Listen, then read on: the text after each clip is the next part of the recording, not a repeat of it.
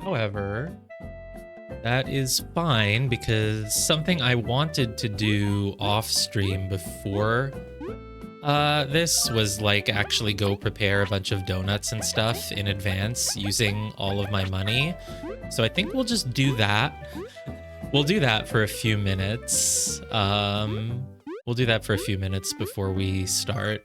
So I now have 566 berries, which is fantastic news.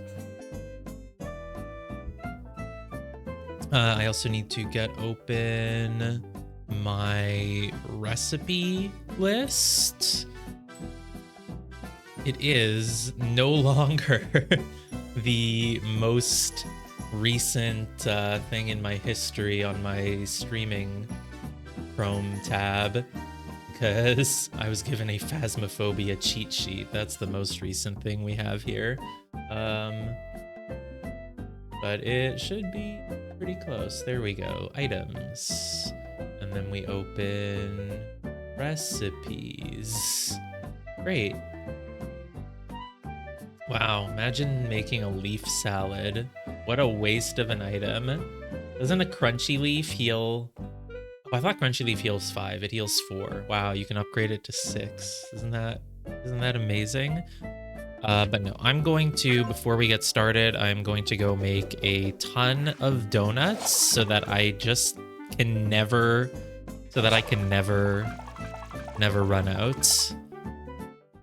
Apparently, I have been told it is possible to play the game without eating a donut without eating like a dozen donuts every fight, but I certainly don't know how, so that's not what I'm going to be doing. So we'll head on over to Crisby. Should have done this off stream. Whoops. Plus, we're not actually doing any boss fights right away, so we'll just replenish the donuts we lost. We have 1, we have a crunchy leaf. We still have the miracle shake. That's good. And we can make more miracle shakes too now, because we can also buy the dark cherries. The dark cherries cost like 60 or something, or they cost 50, so it's really expensive, but with this infinite money, and I made 400 between streams this time, which means between Wednesday and Friday, I should be able to make, I think, about like 800. So with 800 coin, I mean, 800 is still not even that much. That can get me like what? Like not like maybe 800 divided by 60. Like it could get me probably like 10 of the miracle shakes and maybe also like a dozen more queen's platters. But anyway, let's start making our honey. But we should be able to basically trivialize hard mode now. I mean, that's me. I'm the type of person who I really like it when there's no challenge in a game. Nah, it's not like there's gonna actually be no challenge just for having these items. This is an in-game mechanic that I am simply taking advantage of. I mean, that is sort of one of my criticisms of the game, is that it felt like, to me at least, that hard mode is like less about giving you like a certain challenge level and you just have to meet it, and more about like, well, you just have to spend a bunch of time cooking between every boss fight, and if you just go in all these boss fights with all the strongest items, then you'll be fine. So it's kind of felt more of like a time-consuming task than like a super difficulty task.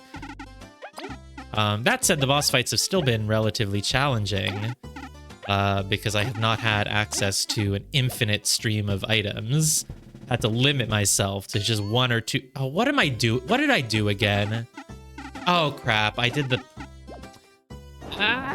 This is what I get for trying to talk and do cooking at the same time.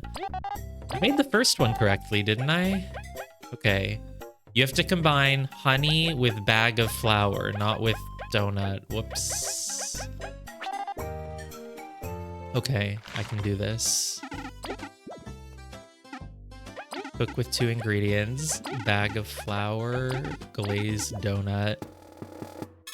Like how anyone tuning in now is just going to be like, yep, we're doing our favorite Bug Fables pastime, making donuts. It is basically just a donut making simulator. That's what this game is. We're cooking glazed honey with bag of flour. Yes, this will be good training, says Crisby. I feel at this point you already don't need training on how to make donuts. You seem to be, you know, very much an expert at it. Cook the honey drop. And then cook the... This actually requires paying attention. Bag of flour with glazed donut. Under no circumstances should you ever accidentally cook a donut. That is not what you do. How many of the Queen's platters do I have? Queen's dinner, sorry. I keep calling it a platter, and I'm probably going to continue to call it a platter for the entire rest of the playthrough. I have only one of them. My inventory's got 5 more slots. I have a stupid crunchy leaf. Go away, crunchy leaf. I'm selling you. Do not want you. Okay, let's make a few more donuts then. 1, 2, 3. 1, 2, 3. Let's make 3 honeys. Okay, as a challenge, as a streaming challenge, you know, as a streamer, it's your job to make every moment of the game feel exciting to your viewers, right? So as a lesson, you have to make cooking a donut for the 500th time exciting. All right, guys. This part is really tough. I'm training for the 100% deathless donut making run here. So if I mess up a single donut, I fail. Okay, so we're gonna combine a honey drop. Now this is really important because Crisby needs the practice. And if Crisby doesn't get the right practice, it's not gonna go well. Crisby is a really important character for this challenge playthrough. And okay, now we're really stepping things up. We went from cooking with 1 ingredient to cooking with 2 ingredients. So not only are we going to be using the glazed honey that we just made, which is a really interesting part of the game, right? It sort of represents like the cycle of life. Like you use the honey to make something, but then the thing you made becomes something else. And it's like how you in life make something of yourself, and then you keep building on yourself, and you can't do it alone, right? Because at the start, you're just one honey drop. You're just one honey drop. But at a certain point, you know, once you've become glazed honey, there's nowhere else that you can go on your own, and you have to get help from others. That's life. That's how society works. And so the bag of flour really represents society, you know? You can be the best glazed honey. You can be the glazest honey in all of existence, but it doesn't matter because until you find your bag of flour that will make you whole, you can't. All right, are we almost done here? Are we almost done with this? It's thrilling, isn't it? I think I have 1 more to make. Glazed honey with, oh no, I'm missing a bag of flour. It just goes to show you that sometimes when you go to the grocery store, you might forget to buy something that you needed. And that's what I really like about Bug Fables, is how it gives you kind of life lessons like that. It's like a cautionary tale about what can go wrong if you become addicted to donuts.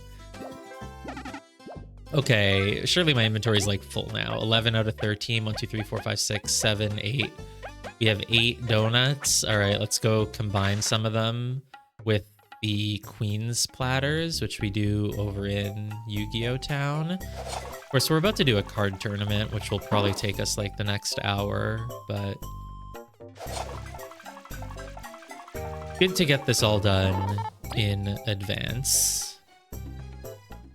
Metal Island is directly across from the Defiant route. How many more places do you think we have to open up? Because Chapter 4 seems like it's kind of just taking place in the same area as Chapter 3, right? It's still in the desert. But Chapter 5, 6, and 7 probably have their own area. Oh, I discovered that this game has a world map. The reason I discovered this is because I left the game open over on my old computer that I'm not using. So I didn't have a controller hooked up, and so I tried to open the menu using my keyboard, and I think pressing enter is equivalent to this thing up here that says select under location up there. And apparently that opens a world map. I had no clue that a world map exists, but it makes sense, right? Because we saw in the diorama that we can see from the telescope, I saw that there was something with like these, you know, factory pipes or whatever that were like emitting smoke and haze. So I figured that was going to be an area, and I guess maybe it ties into this. This looks like wasteland also. It looks like some decomposing piece of beehive inside a pipe. I'm not really sure. So I think basically, it looks like we're going to have a chapter over here in like swampland, and then a chapter probably over here in like this waste factory or something.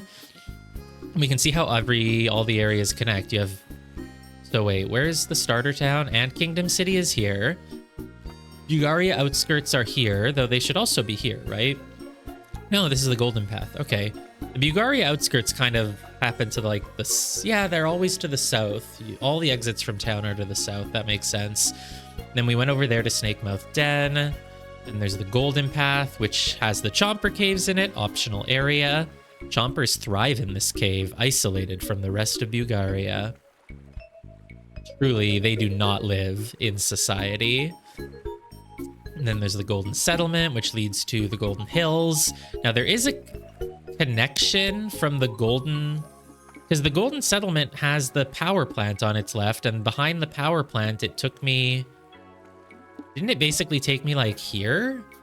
I guess... Oh, that's because it took me to the... Basically, there's, like, a power plant here, which connected all the way to this thing, but I guess they aren't able to depict it on the map, I guess. That's fine. You have the Defiant Route, Bee Kingdom, Honey Factory, and then what are these three? Stream Mountain. That is in the desert. I feel like it's on the left side of the desert, but here it's depicted as being on the right of the desert, but that's okay. I understand they can't perfectly depict it all. And then there's, yeah, the Far Grasslands. Oh, is that basically the gate to the Wasp Kingdom? Yeah, I guess it must be. But I thought that's also probably where the thing at the power plant leads. And then what's this one? Bandit Hideout. Makes sense. And of course there's Metal Island. And we have not explored anything on the east side of the map. So there's your summary of the map, which I had no idea existed until yesterday. Tangy Berry. Yes, I'll take 1. I'll take 2. I think I won't take... I'll just take 3 for now. Oh, is my inventory full? I think he stopped me because my inventory is full. Okay, that's fine. I'll just take 2. Yeah, I was just saying I didn't know that there was a map. I only discovered it completely by accident because I opened the game on my older computer to farm the berries. That's how I left it open for 40 hours. And so I didn't have a controller plugged in, and so I was like, oh, I guess pressing enter is what opens parts of the menu. But no, pressing enter opened a map. I was very surprised. Okay, so I just made about 10 donuts. I'm just gonna make 2 tangy things for now, because we're probably gonna spend at least 1/3 of the stream on Yu-Gi-Oh! Tournament. So I should save up a little bit of money so I can keep investing after this. Where am I going? I'm going to the Golden Settlement because Cut's specialty is turning the Tangy Berry into Tangy Platter, Tangy whatever. Nope, I didn't want to save. Well, sure.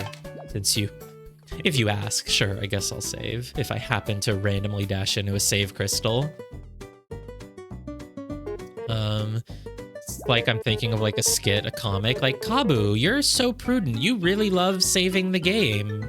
And Kabu's like, what? No, I just dash everywhere and keep accidentally hitting the crystal. No, he doesn't say that. That's what he's thinking in his head. But then he says, like, yeah, I'm a very prudent person. Or I'm an expert comic writer. It's a good idea. It's a good idea for a comic. Okay, give 1 ingredient. Just 1, right? Luckily, I saved in case this is wrong, but it's just the Tangy Berry on its own. Thank God that didn't make a mistake. Oh, no, no, no, no. Not the tanky carpaccio. No, no. Cooking is very difficult business. One misclick, and you can make a life-changing mistake. All right, just 2 more platters should be enough. That way we'll have 3 platters for whatever we do today.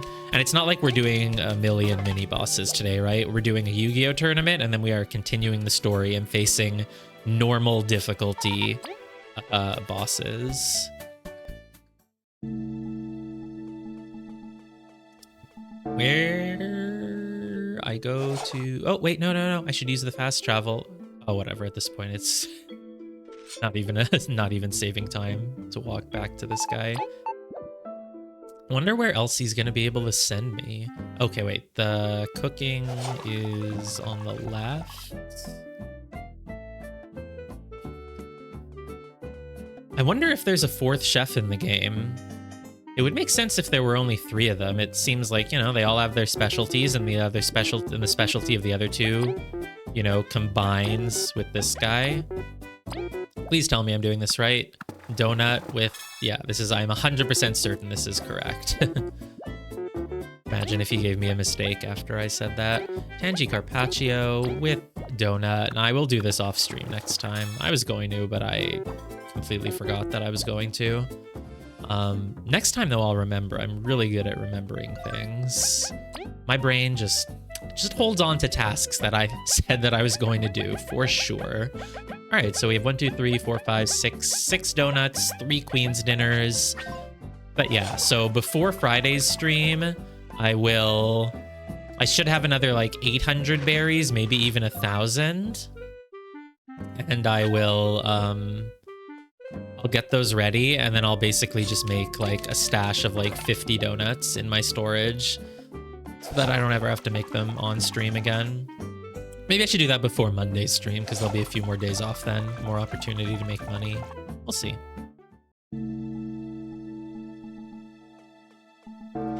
Like, even though I have a ton of coins now, I still feel like I have to, you know, ration them somewhat carefully. Do I have any lore books to hand in? No. Okay. It's time to duel. It's time to duel. And I have a Kabu card now, though I'm probably not going to use it, because if you use it and the opponent doesn't have any armor, then it's just pointless. Now, I'm assuming this is the case, but if I lose the Yu-Gi-Oh tournament, I can probably just sign up again and do it again. It's not particularly realistic, but I'm guessing that's how it works. Oh god, right, it has an entry fee. Forgot about that. That's okay. I've got money. Welcome once more to the Spy Cards Championship. Today, 8 competitors will fight and try to reach the top. Here are today's competitors. Oh, there's a whole bracket. Nice. I've met most of them, I assume. From this side. Wouldn't he normally say, like, from the west side, the east side? Like, it's just this side. Leaf, the moth from the Ant Kingdom. Let's see who he'll be facing this time. Well, you already know. It's in the bracket. From the other side, Janet. It's Janet. Oh, hey, I'll do my best, so you do too. Who's Janet? I don't know who this is. Yep. Well, I'm pretty confident in my strategy, AJ, so I think I will absolutely sweep all the opponents, if that's what you're saying. Yeah, Janet. Like Linda. You know Linda? Linda was one of the names in the Spy Party Hidden Cup 3. It was the only name that was just a completely normal person, and I didn't follow the tournament, but apparently it was a hit. Everyone loved Linda, which ended up being Mini Auric. Very fitting Linda, right? Would I like to reuse my last deck? Okay, yes, I would.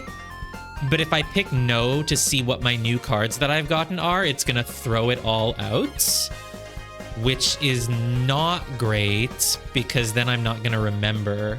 Then I'm not gonna remember how to make it again. How would that work?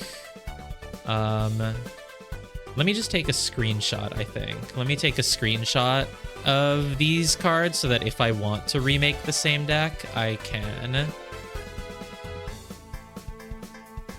And then I'll say, no, I will not reuse my last deck. Not that it's hard to put together a deck again, but yeah, I want to look at cards. If I go back now... Oh, wait, I can't go back? Yeah, it doesn't let me go back. I have to build a new deck again. Okay, so let's see. New things that I got. I got a spider, attack 2, summon Inichas, summon Jelly Shroom. What do those do? An Inichas and a Jelly Shroom? Show me. Inichas is... Oh... You have to flip a coin to maybe get 2 defense. And a Jelly Shroom is just a 1 attack thing. Okay. This would be my boss card, and it's only a 3. I feel like your boss card should always be the most expensive ones, honestly, because late game meta is very strong. So for 3, you get 2 attack, and then the Jelly Shroom gives you a 3rd attack, and you might get like 2 defense. So it's basically 3 for 3 with a chance of 2 defense. Like, that's fine, but it's not great. This is still better. Heavy Drone, Empower +2 for bots. I guess that's +2 attack on all your bots. But it costs 5, so you really need to have a bunch of other bots to use with it. I mean, I guess that's true of the Venus Guardian as well, but like 2 defense. If you have only 1 bot out, you basically have a total of 4. Whereas here, if you have 1 Venus bot out, you have a total of 5. Venus Guardian is like still better. Mother Chomper, Lifesteal 2 and Empower 2 Chompers. Okay, that's probably these. Well, I kind of still prefer my Venus Guardian, honestly, I feel. And then we have the Broodmother, Empowers Midges. Like, yeah. Venus Guardian still seems pretty good. Oh, I guess the issue with Venus Guardian is that the Venus buds you use to support it do nothing on their own, whereas these things, the thing that you use with them, probably still are okay on their own. I could try Mother Chomper, Lifesteal 2, Empower +2 for Chompers. Sure, let's try Mother Chomper. Let's see if it synergizes. Wait, what do Chompers do? Chompers... they're fine. Chomper Brute, though. Oh, Wild Chomper. Okay. I like the Chomper strategy because I want to use a lot of these 4 costs, right? So Chomper strategy seems like it could work. Now let's see if we have anything to synergize with that. Mothavan Zasps go together. We're not using that. Honey Nation. Summon Abominahoney. What does an Abominahoney do? I'm guessing it's just a normal enemy.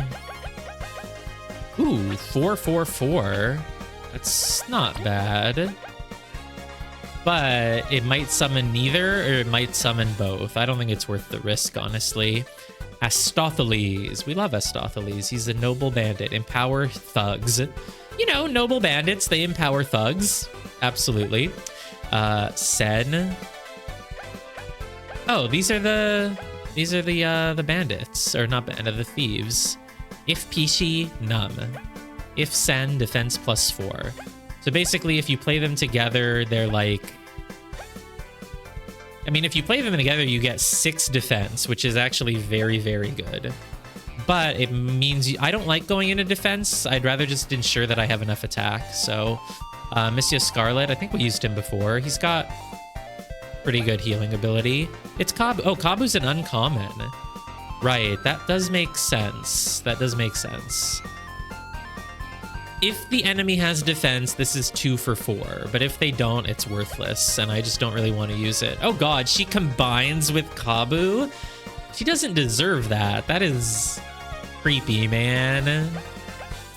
He mind controlled him without his consent. I don't want to relive that. No. Carmina turns into a random mini boss card. I almost want to use this just because I mean, if it could turn into things that cost more than 4, that would be great. But most of the mini boss cards need to synergize with a partner. So like, The main reason why I would stick with Venus is just because Acolyte Aria is still maybe one of the better cards as a mini boss, but you need to be using Venus if you're doing that. Unfortunately, I don't have any mini bosses that synergize with Chompers, so I guess I could just... What about Mothavan's ass? He would become a 5, and she's like, yeah. So basically for 5 mana, they do 7 and heal for 1. Not that great. I'd rather just keep using Monsieur Scarlet and who else? I guess I could try Kabu. Or just do Carmina. Just, nah. I guess I can try the Obama Honey thing. It might do 8 damage. It might do 0. I don't know. I don't really care enough at this point. Now, basically, we just go all in on Chompers. So we do a 2-cost, a 2-cost, 3-cost, 3-cost, 4-cost, 4-cost, 4-cost, 4-cost. The more 4-costs you have, the better. I'm pretty sure that's sort of what we decided. Ooh, I have a 6 thing. Yeah, 6 is also good. Might as well take some of those. The early game simply does not matter. Is there anything else that's, like, particularly good? The Numb thing is not bad, I guess. But because we have our Chomper, I think we just go all in on the Chompers, and then I guess... Man, security turrets are very dangerous as enemies, but their card is not that good. Let's just take another one of these. Oh god, I have more room? Okay. Well, let's just go all in on the late game meta, right? Just more Chomp. Oh god. Okay, we can take one more early game thing then. Let's see if this works. We have completely changed our deck, but should be fine. Well, turn 2, I summon Chomper. Damn it. Really? But they don't do any damage either, right? So it's fine. It's a tie. Great. Turn 3, I summon... Oh, wait, this thing... Oh, I didn't even notice, but yeah, this thing is not very good for a 3-cost. What the hell? Why would I use this? Chomper does 2, so this thing is conditional whether it does its 3 damage or not. Damn it, why did I put those in my deck?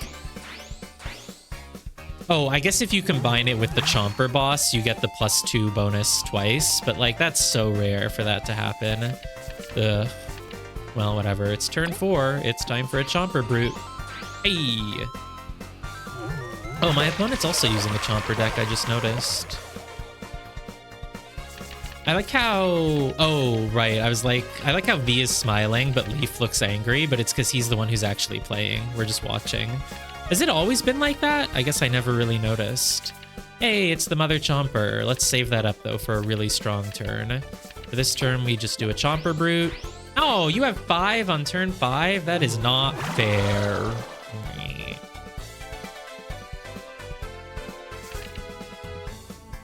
All right, it's turn 6. There's no way you can do better than 6. Go, Belostas. I choose you. Ooh, and it beat their Chomper boss. Oh, look at how angry they looked there. Janet looked so angry. Mother Chomper, not yet. Let's do it on a turn where we can summon 2 Chompers with it, which is next turn. This turn we do a Chomper Brute. Ooh, and a Wild Chomp? Maybe not the Wild Chomper, actually. Let's wait. Cancel that.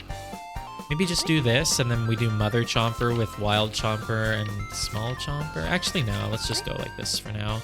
It's fine. As long as I get my coin flip, I should be okay. Yeah, they have 5. I have 7. Nice.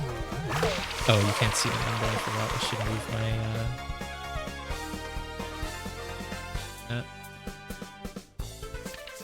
Is this a Mother Chomper turn? I think it is. I want to play it so that it reshuffles. And with 2 Chompers played alongside it, I should be fine, right?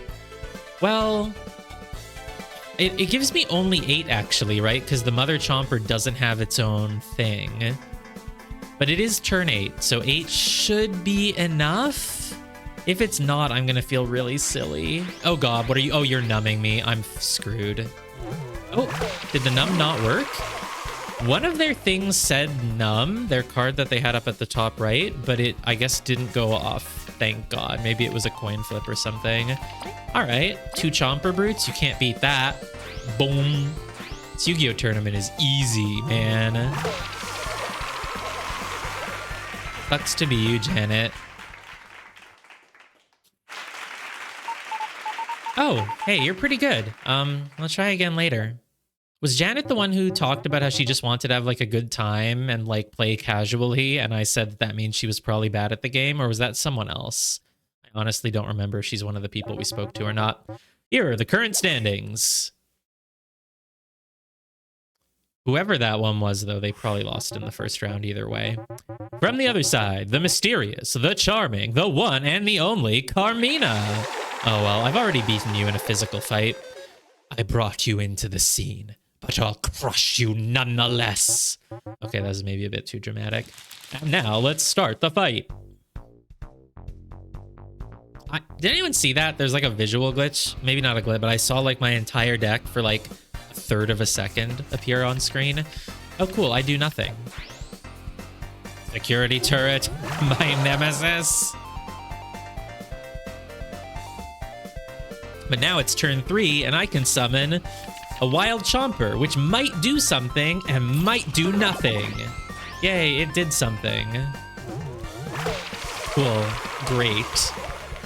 Ooh, Carmina's like hurt animation. It looked like they were laughing, honestly, but I guess it probably wasn't laughing. Man, you need to win. You have a 25% chance of this thing getting better value than its cost. Because if it summons only 1, then it's 5 mana for 4 damage, which is not even good. I should have just put anything else into my deck. Most of the mini bosses are just like not that good. Well, Chomper Brute. That's right, you cannot beat a Chomper. Oh god, they can tie me because they won their coin flip. Oh well. That's fine. We have late game meta in our favor.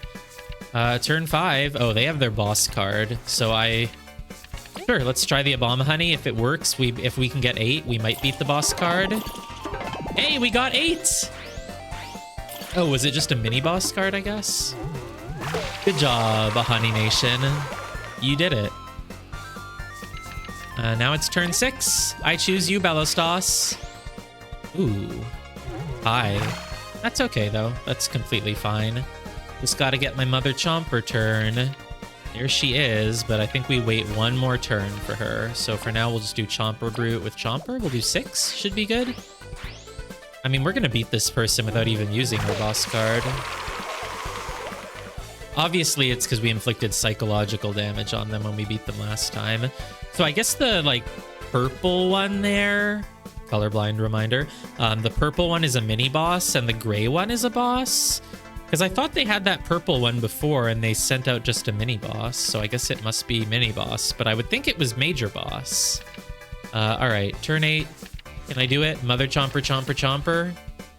I don't know if that's enough to beat their boss this turn. Should I maybe just play it safe with a Bellostas?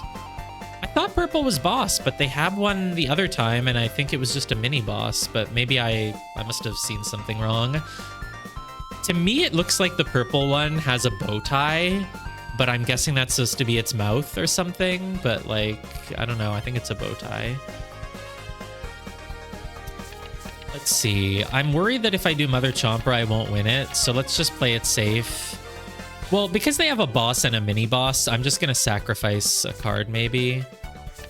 Can I sacrifice? Yeah, let's just play Chomper with Bellostas. That does 8, and it sets me up for a good Mother Chomper turn in the future if I still do it. Wow, you did, like, nothing, and you lost both coin flips on your freaking random-ass card. Cool. Okay, great. And it's time for the finisher. Mother Chomper, Wild Chomper, Oh, if Wild Chomper doesn't summon a Chomper, though, I'm so screwed with that. Let's just try to get my turn, my big turn when I have 10 mana, actually. So for now, let's just keep playing let's just play Chomper Brute. That should be fine. Or maybe Chomper Brute, Wild Chomper. If we win, great. If not, we'll get it next turn. Okay, great. We are unbeatable this turn. They have their boss, but that's okay because I have Mother Chomper, Chomper Brute, Chomper. This is 6, 7, 8, 9, 10. This is 10 damage. God. Oh, no. Oh, no. Oh, no. Oh, they only have 8. Oh, no, I have 12, actually. Wait, why do I have 12? Let's think about that. Because I summoned 4 attack and 2 attack, which is 6. They both got empowered by 2, which should have been 8 and then 10. Where did the last 2 come from? Does Mother Chomper have her own 2 attack? I thought she didn't. The potential I saw in you, something. Okay. This is the final battle. Who will take the prize? Place your bets now. A refresher of the current standings. Is it just like a random bandit in the finals with us? I guess so. From the other side, a pained soul with a battle-forged deck. Kage. Very cool name. You will feel true despair when you face my cards. That's the best catchphrase you can come up with. Is he wearing like a fox? It's like he's wearing like a fox fur scarf, but I don't think bugs could wear fox fur scarves, but maybe they can. And now let's start the fight.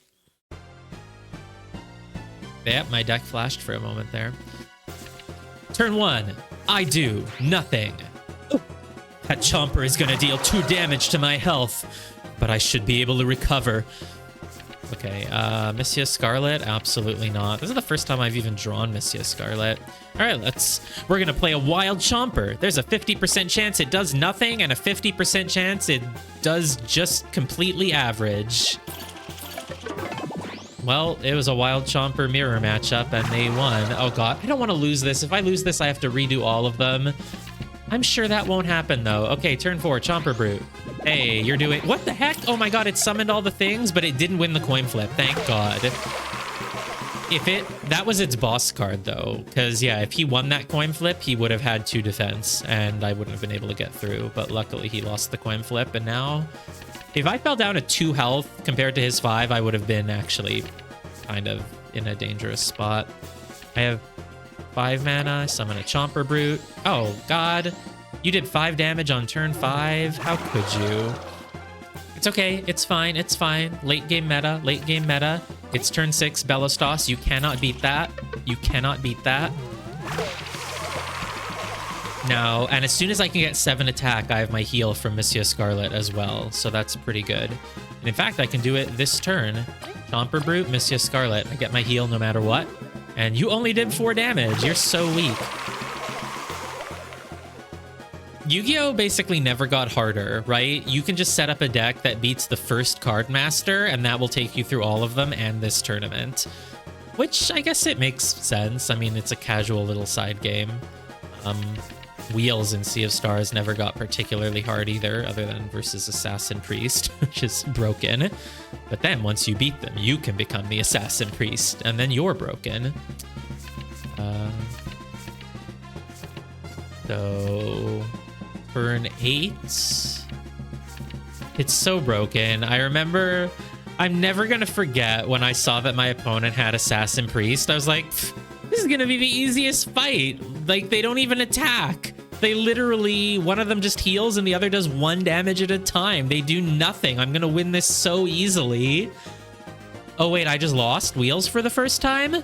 I must have just gotten unlucky. Let me do... Oh, I just lost Wheels for the second time? Like, looks can be deceiving. Important lessons taught by Sea of Stars. All right, can I just do Chomper Brute, Chomper Brute? Yeah. No way you can beat double Chomper Brute. Double Chomper Brute meta, too good. Oh no! Holy crap, I don't know what they just did. I think they did 5 attack, 4 defense. Wow. They got me back down to 2, but that's okay. I really just need to draw my boss card here. A Honey Nation is probably going to do freaking nothing, but that's... I mean, what can you do, right? Coin flip turn. Oh! I got the Wild Chomper, but not both the Honey Nations. Alright, 9. Oh god, no, I don't want to lose. I really don't want to lose. I don't want to do the tournament again. Okay, Mother Chomper, I'm counting on you. Mother Chomper, Chomper. I almost want to do Monsieur Scarlet this turn, actually, just to... Is there any way I can do Monsieur Scarlet? Not really, because I can't even reach 7. Well, I could, but... I have to do Scarlet next turn. I just have to really win this one. The Wild Chomper's not worth it because it puts everything on a goddamn coin flip. I mean, if I get the coin flip, it's good, but maybe I should play it safe. No, it's fine. Let's try to go all in. Please win this coin flip. Okay, I did. There we go. Then I'm fine. There's no way you can beat this. Yeah. Okay. Now, as long... Oh, God. As long as I play Monsieur Scarlet here, I have to have at least 7 attack. That's fine. I do. I do 3, 4, 2. I'm doing 4, 5, 6, 7, 8, 9. I'm doing 9 attack and a heal. Oh, I got lifesteal from my boss. Okay, great. In that case, I'm in a perfectly fine spot. In fact, I might just win right here. 9. 2. Okay, great. That was close. That was close. But I think we just got some unlucky turns there at the start. He had a lot of turns where he summoned like a ton of really strong cards, and then at the end he started kind of doing nothing. Have I not suffered enough to earn victory? Cruel life lesson to learn, I know, but the amount that you've suffered doesn't actually guarantee you anything. I do feel bad for this guy, though. I mean, it does sound like he's suffered. He's suffered a lot. It's what turned him into an edgelord. Incredible. What skill? The winner is Leaf. All right, what's my reward? Because you know whatever the reward is, Leaf is just going to, like, turn around, hand it to V. Here you go, V.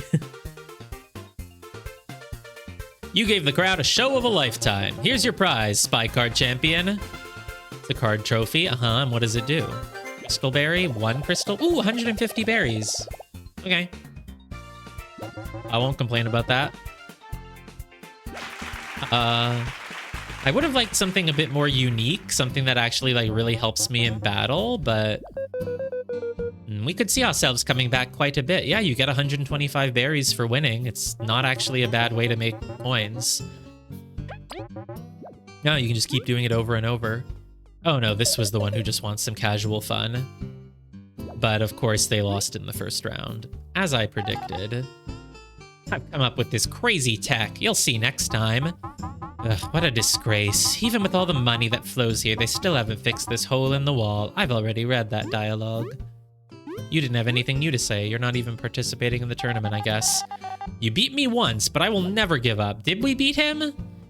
I feel like they all are having dialogue as if I beat them, but I didn't. Don't speak to me. Your deck is garbage. You're a fluke. I agree. I was a fluke. Do I not have enough hatred? Ladybug has suffered so much. We can feel it.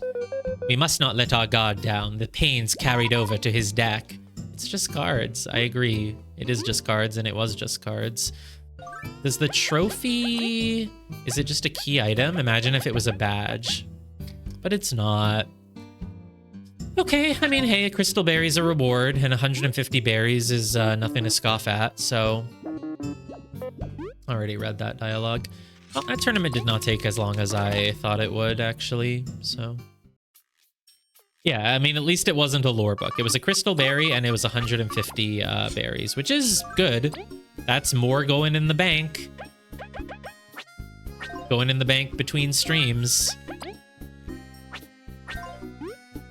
Just card. What do you mean? I didn't say just card. Oh, V said just cards. Yeah. V, speaking like someone who has not had her grandfather's soul stolen by a card company CEO. I think that's basically everything to do here. Oh, let's go finish off this guy just for the sake of it. Shell ointment. Oh, great. That's everything he had. Oh, cool. No one seems to care about an old bug anymore. Bugs these days are always so busy betting on those card games. I don't get the appeal at all. Oh, here I go rambling again. Please make sure to visit in the future. Well, that sounds like a reason why I wouldn't visit you. Maybe if you had worthwhile items, people would want to talk to you.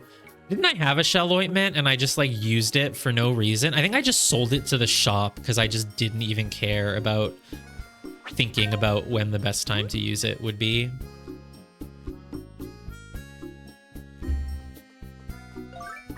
All right then. I think it is time to actually continue chapter 4. Leaf's request I certainly cannot do. Or if I can, yeah, I don't think I can do this, right? It wasn't trying to tell me that the rest of his descendants or whatever are like off in the Ant Kingdom. I think the idea was that they were probably somewhere around the world. So I don't think I can do this. Maybe I should go talk to everyone in the Ant Kingdom again, because maybe I can do it, but I feel like it's a late game thing. And then there's books, there's bounties, which I'm obviously not doing, and there's just it's too hot. Okay. Wow. For the first time in a long time, and I mean like about 5-6 hours of gameplay, we have finished all side quests and we can just play the game. Let's do it. Gotta go reach that mid-game plot twist. Can you believe that the queen was evil all along? I assume the quickest way is probably still here. Probably, yes. Hard hits, yes, because we're doing, well, no. I think, yeah, no more hard hits ever, because I'm just going to make berries overnight from the bank, so I really just don't need that. And then, what's my setup right now? Meditations on Kabu. Oh, I'm not done side quests. I have to go finish Stream Mountain, actually. I forgot all about that. Why did I put meditation on Kabu? I think it was because I was out of TP. Let's not do that. Status booster still on. Yeah, that's fine. TP core is fine. We're still doing random encounters for a little bit. So we have Triumph Buzz. And then we should also put the Berserk thing on, I think. Who do I put it on? I think V, because her skills are not as useful in random encounters because she doesn't have an AoE skill. So back support's good. Power exchange. Well, no, I hadn't finished exploring it at all. I found the iron ore. I know you said there's like a mini boss there, but I didn't actually find that. I just didn't finish exploring every room at all. There were multiple paths that I still had not taken. So yeah, if we're just doing the ice fall, we keep the power exchange on Leaf in the front row. Favorite one, sure, doesn't really matter. I need to remove something for Berserker. Oh, well, we don't need Crazy Prepared, so there we go. Ta-da. So let's put Berserker on V. This should be a decent enough setup for random encounters, and if it's not, then whatever. What's the quickest way to Stream Mountain? Oh, it's actually here. I think I saved. I didn't save after changing my medals, but I shouldn't need to. I'm not gonna die to random encounters. Oh, do I have Bug Me Not on? I really should have it on while I'm doing this part. I do. Okay, great. Sneeze. I have to sneeze.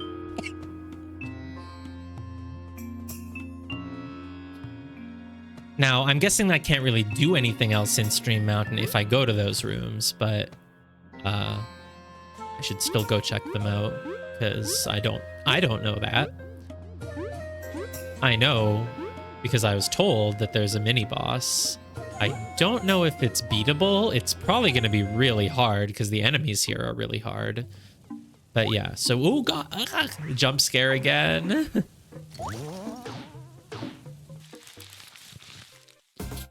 Technically, I don't even have to fight these things, but whatever. All right, let's start with Icefall. Into Frigid Coffin. With a plus attack. Nice, nice, nice.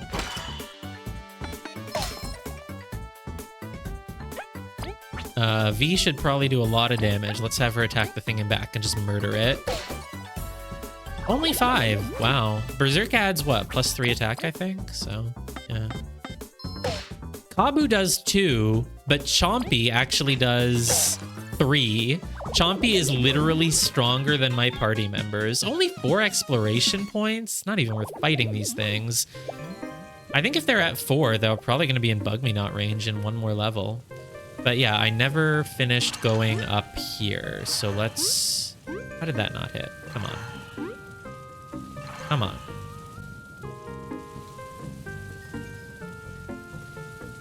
Oh, this one goes lower than the others, so maybe I... that's not... It's kind of hard, honestly. Not really sure what the best way to do this is. Oh, can I just freeze it at its peak? No, that's too high. Yeah, this is... Feels like it's gonna be pretty precise, honestly. There? Okay. That's too high. It was all, oh god, and you barely have any freaking time once you've done it as well. There. There. There. And I've already run out of... Ah! Whatever is up here, if I can't do it yet, they better let me open a shortcut to it.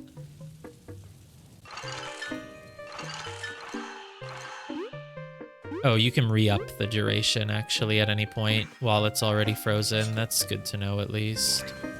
Okay. Let's get you. Ah, I swear I pressed the freaking circle button and nothing... It didn't go off. Okay, leave this one. Here. Okay, great. Really high. It's probably too high, but let's try it. It's too high. Okay, that's fine. I'll get it. I'll get it in a better spot next time. Leave those two. And then here. Nope. I swear I'm pressing circle sometimes and it's not going off. Nah, stay. Stay. Stay. Now that one's bad. It's like if I press it right as I finish walking, it like doesn't work. It needs like half a second. I don't sure.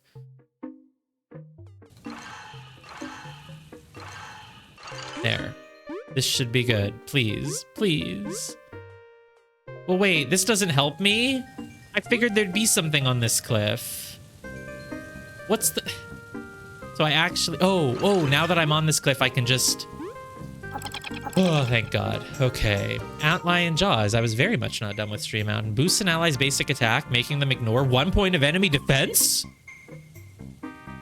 Oh, but only their basic attack? Yeah.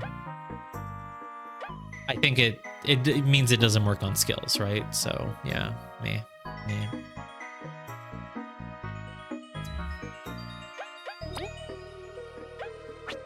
How much does it cost? Where is it?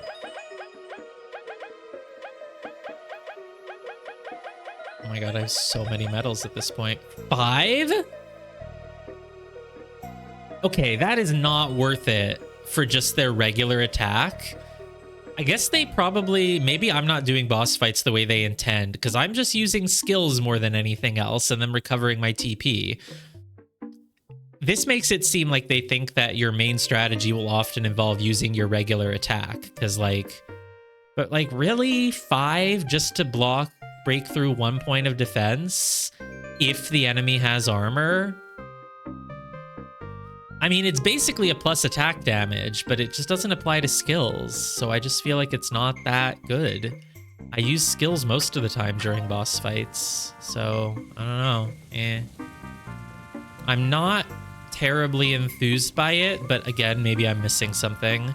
But with the amount of donuts that I have, I'm not using regular attacks and bosses. I'm using skills only. I don't even want to fight you guys. You give like 4 EXP. It's like barely even worth it to kill you. But I guess since I'm here, I might as well. Oh, I need to move my camera back. Oh, I was like, why is V looking like she's in danger? What's her health at? 10 out of 10? Oh, right. This is her Berserker mode look. I forgot. All right, let's do Frigid Coffin. Oops, I pressed the wrong button because I'm bad. Oops, I pressed Icefall. I meant to do Frigid Coffin. Whatever, it worked. V attack. At least V does what I want. Can't go wrong with V. She has only one option at this point, and that's it. Nothing to think about. Only 1 damage, Chomper. Hey, I blocked it. Surprisingly enough, blocking a rock with your hands still does 6 damage. Leaf is just like, ugh. Yeah, you blocked it, Leaf. Sure, totally. You still took over half your life for obvious reasons. Another Frigid Coffin? There we go. This time I won't miss. Hey. V should do a pretty good amount here. 4. Nice. Kabu just needs to do 1 more, which is exactly what he's going to do.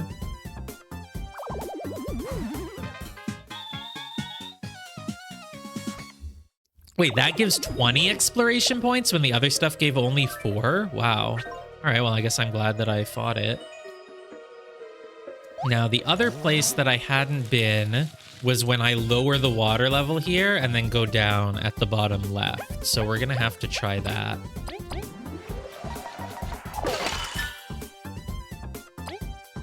Oh, I don't have enough TP for a second ice fall. That's fine. I'll just use regular attacks, I guess. These should be pretty strong. 5 damage, not even in the front row. Now, Kabu actually does less than Chompy, so it's appropriate to use Kabu there. I think I do nothing, though, because I want the enemy to stay frozen, and now I can probably just finish it with my attacks. 4 damage, not bad, Leaf, because he has the +1 attack thing, and he's in the front row. Everyone gets 2 HP, 14 exploration points. Why did that other battle give only 4 when it wasn't really any easier than these? Whatever. Oh, come on. Oh, hey, it brought me to the other side. Sick. Love that. This thing will probably just give only 4, but I guess I'll kill it because it's here. Why not? You know, you just gotta kill everything in your way. That's what heroes do. Oh, I forgot that I didn't recover my TP. It's fine. I can do this with regular attacks. They're pretty easy at this point, actually.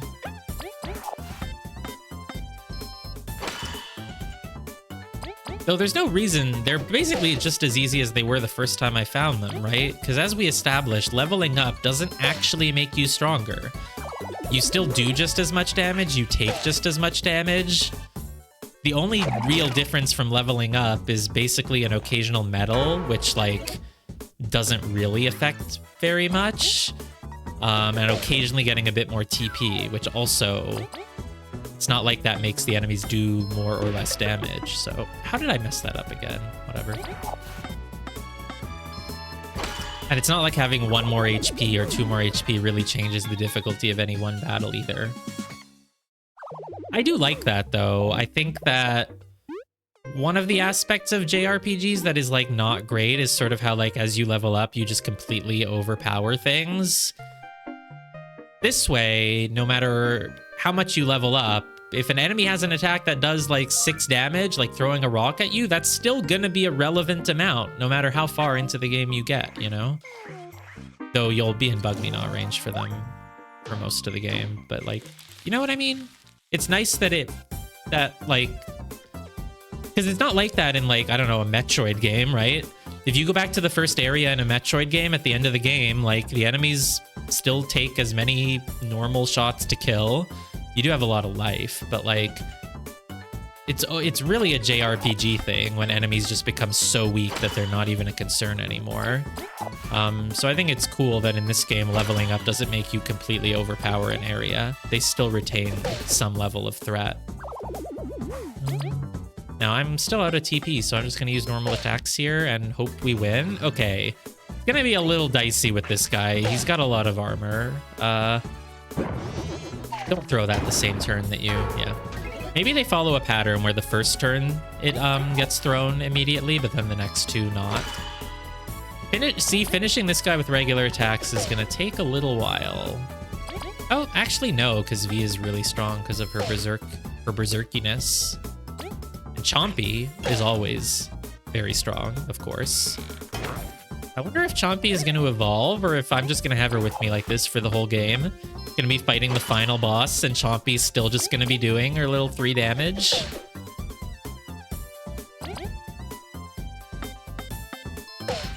All right, go Chompy. It's you. It's your turn. Let's finish it. Good job, Chompy. You did it. Is that 20 more EXP? Am I going to level up? I'm going to level up soon. I mean, that's why I've been doing all these battles. I was like, I guess I will probably level up soon if I do all of these, and I will not complain about reaching another level up.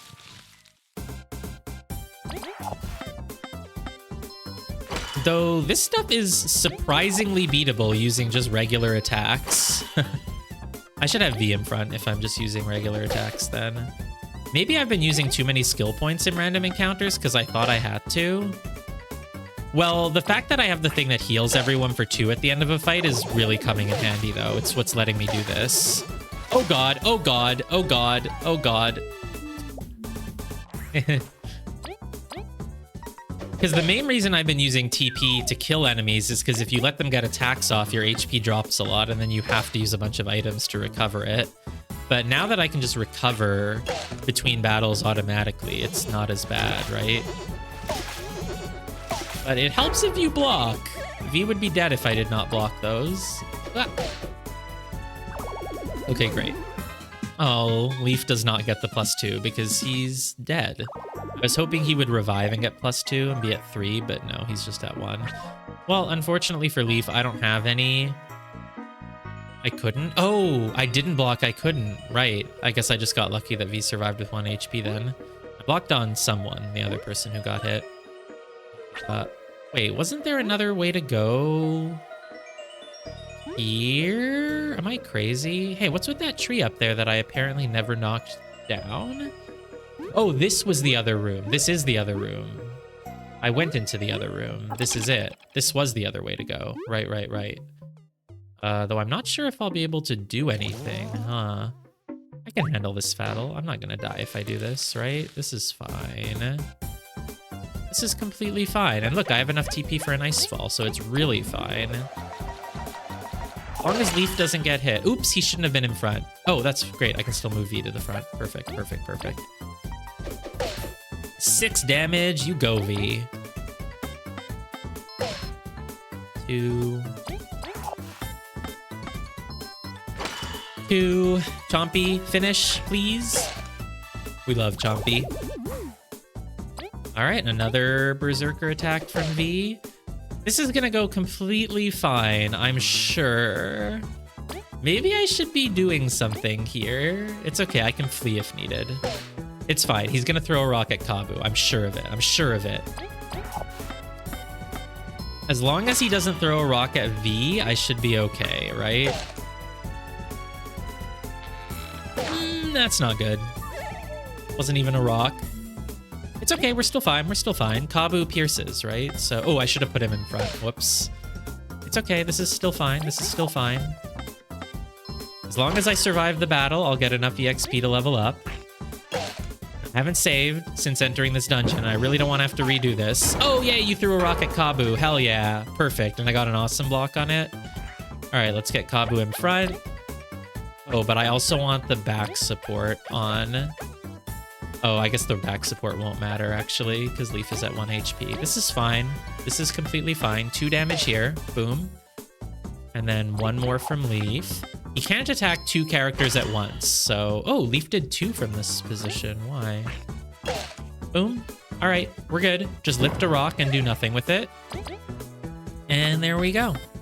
We were never in any danger. Now I'm not... Ooh, 24! Hey, we level up. I was gonna say I'm not gonna get in any more battles until I heal, but nope, don't need to actually. It's completely fine like this. Okay, 10 HP is fine. I said I was gonna do HP for a little bit, but like medals are getting really competitive at this point, so I think I just have to go for more medals. I can get more HP later. Well... The HP is... Basically, it's just a buffer until I can use Queen's Platter. I just want my characters to be able to take 2 hits before I have to use a Queen's Platter, right? Not just 1 hit. Let's just do the medal points. As was pointed out, we can just... Ooh, Frozen Drill. That sounds like a powerful skill, I say, because I definitely remember last time that someone said that I should be using it against the mini-bosses, and I said I don't have it. What does a clear water do? What is it worth throwing anything away from? Heals an ally's bad status effects. No, I don't care. We can just literally buy these from the shop. Where'd that crunchy leaf come from? Did I throw it away? Huh. Let's see what that does. Sounds like it's just gonna be really strong. Leaf creates an ice spike while Kabu... Holy shit, it's a dual tech. This game has dual techs? Oh, don't worry about it. It's it was hardly a major spoiler. Plus, it had already been implied to me in the past that Leaf is going to continue getting even more overpowered skills. Leaf creates an ice spike while Kabu bursts from underground, flipping an enemy with a chance to freeze it. This is a dual tech, but it counts as Leaf's.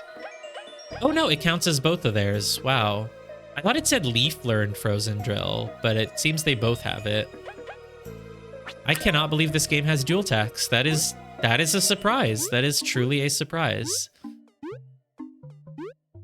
Okay, so then the question is, what can I do with this room? Let's see. I think I'm gonna have to go knock down that tree, but that's not hard to do. Oop. Yeah, no, I have not been in this room. I don't need to save, right? If anything looks like a mini boss, I will simply not fight it because I have not saved, right? I'm not at risk though of like actually losing progress here by like running into a mini boss that is unbeatable and only having the option to reload my last save, which is before I did all of this. I'm assuming that is the case. Intense platforming section. Hey, where do I go? What the heck?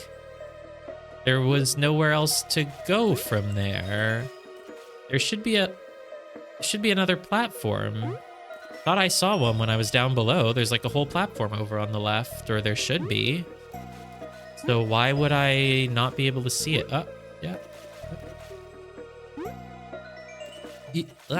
It is surprisingly easy to sort of fall off these logs. You actually kind of like start curving off the sides before. Yeah. Shouldn't I be able to, if I throw my boomerang, can I see? Huh. Is there anything? This is weird, isn't it? Let me go look again. That's right, the thing. Oh, I mean, it's like... I guess I want the water only part way. Maybe I can do something with my boomerang to make that happen. Like... here? And then when I let go, what happens? Nothing. Oh, here, let's, advanced technique, yeah. Ah! Does it stay in the air? No, it doesn't. I have to throw it again. Okay, that's fine.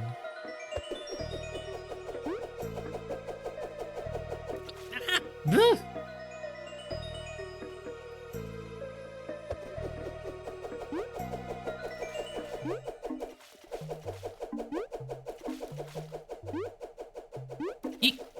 Yeah, these logs actually have surprisingly many layers to them. Okay, how do we... I let go and jump. Okay, luckily I timed that right. I wasn't quite certain how I was going to do it. Oh, okay. Makes sense if there is a mini boss that they would give me this.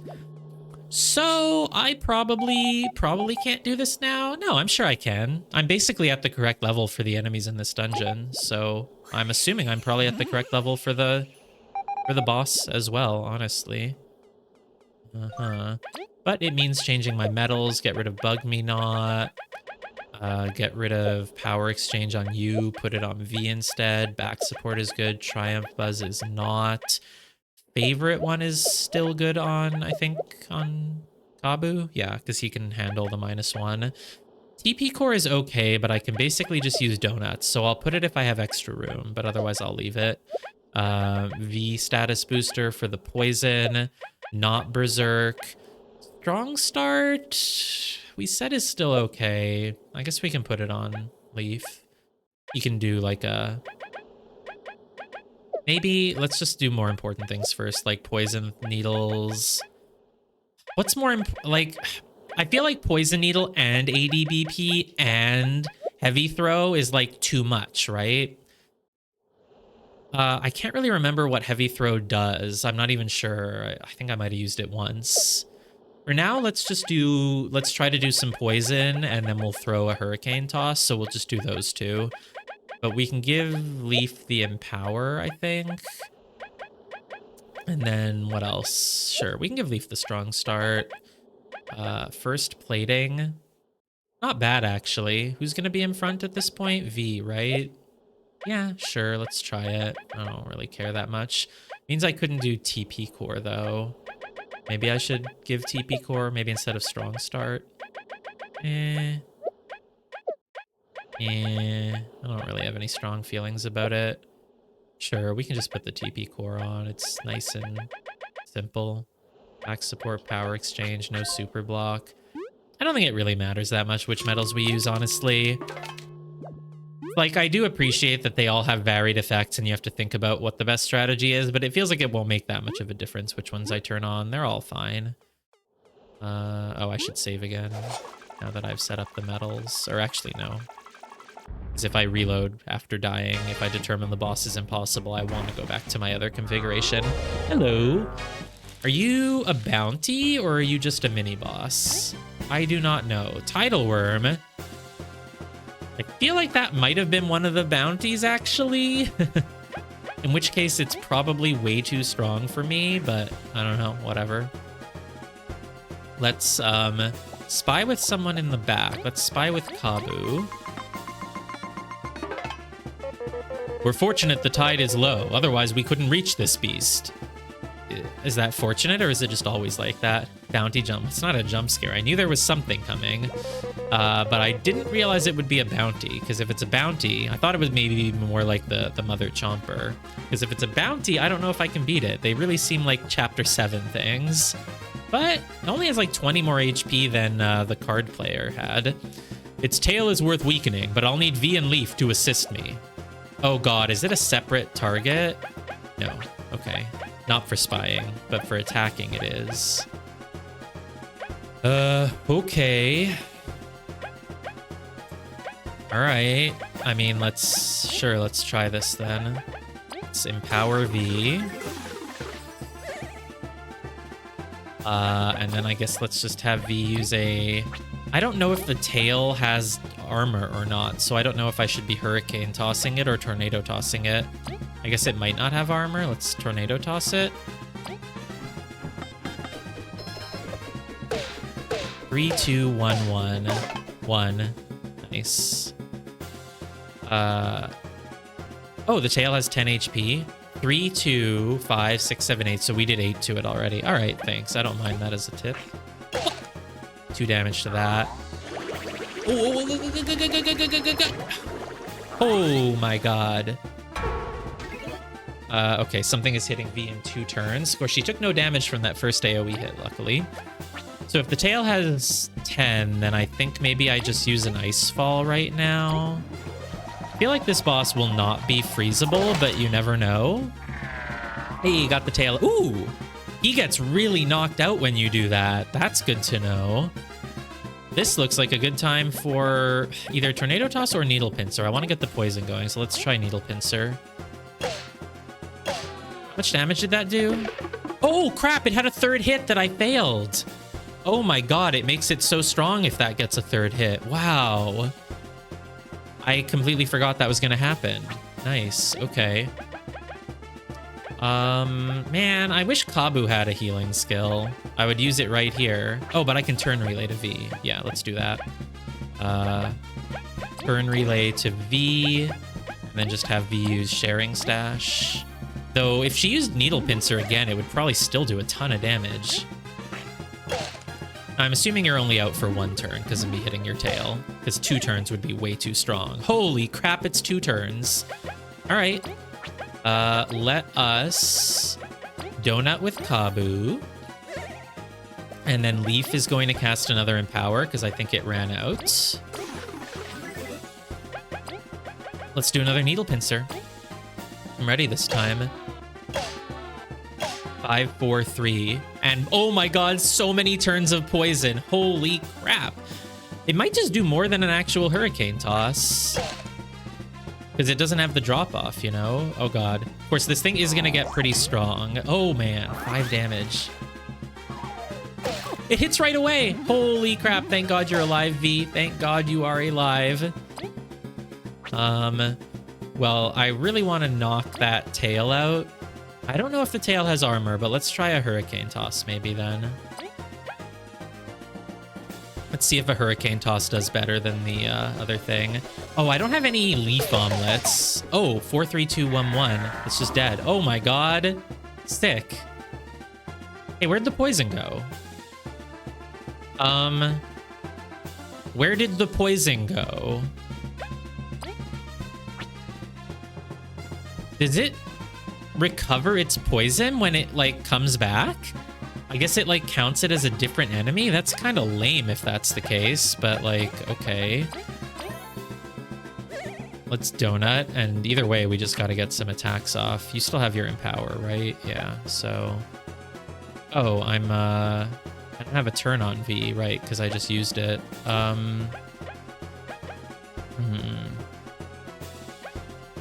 Wonder if I should just Bubble Shield V so she can keep regenning. Do we still have the regen going? I can't tell. I think we don't. I don't have a single Leaf Omelet. Whoops, I really should have made some of those. Oh, I have a Crunchy Leaf. You know, it's actually surprisingly okay. Go, Chompy. Good job. The Empower is gone, so let's put it back. Well, in that case, I don't even know if it's worth doing Needle Pincer or if I should just do Tornado Toss at this point. Needle Pincer did what, like 5, 4, 3, which is 9, 10, 11, 12. Tornado Toss, I think, might do like 3, 2, 1, 1, 1, which is 5, 6, 7, 8. If it did 4, 3, 2, 7, 8, 9, 10, 11, I think Needle Pincer is basically just still better. So I guess I'll do that.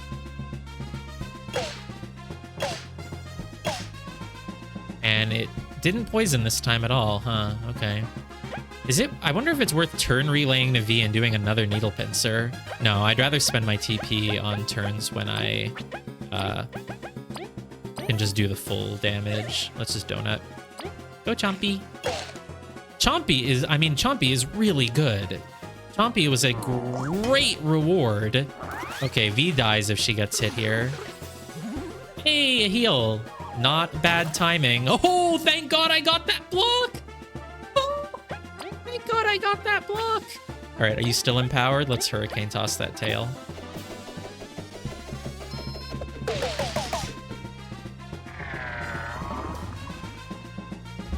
Phew, I think we should be okay. I will have to use up a Queen's Platter, I'm fairly certain, because I really need the heal. Oh, I guess I can always turn Relay V for Secret Stash as well. But it's okay. I basically have infinite Queen's Dinners at this point, so I should just be using them. Let's use one to heal V right now. Yeah, let's use one to heal V. And then... is Frigid Coffin worth it? I guess it basically is. Should do decent damage. And it'll freeze the thing, so I'll get a little bonus from V when she attacks it next turn. Oh, well, it didn't freeze. That's okay, though. Alright, let's... oop, nope, didn't mean to press that. Let's get the Empower going on V. And then Needle Pincer again. It does look like you can't really poison this thing, because the poison just seems to go away whenever he gets back up. And Kabu doesn't actually need to use a donut this turn, though just to be safe, I'll just have him use one. Now he can use it next turn. Let's do a... oh, let's try a Frozen Drill. Might as well, right? Gotta learn this. Press the button shown for the command to succeed. I'm ready, I can do it first try. Oh, it's an easy one. Oh, I wasn't ready for that last hit, but it was there. 3, 3, 3, 4. So basically it did, what, 13 damage. Nice. You're coming back to life. Is it worth breaking the tail? Oh, damn, that does a lot. Anyone but V. Okay, I got an awesome block. Good job, me. I feel like I can basically just kill the boss, so I'm gonna just do that.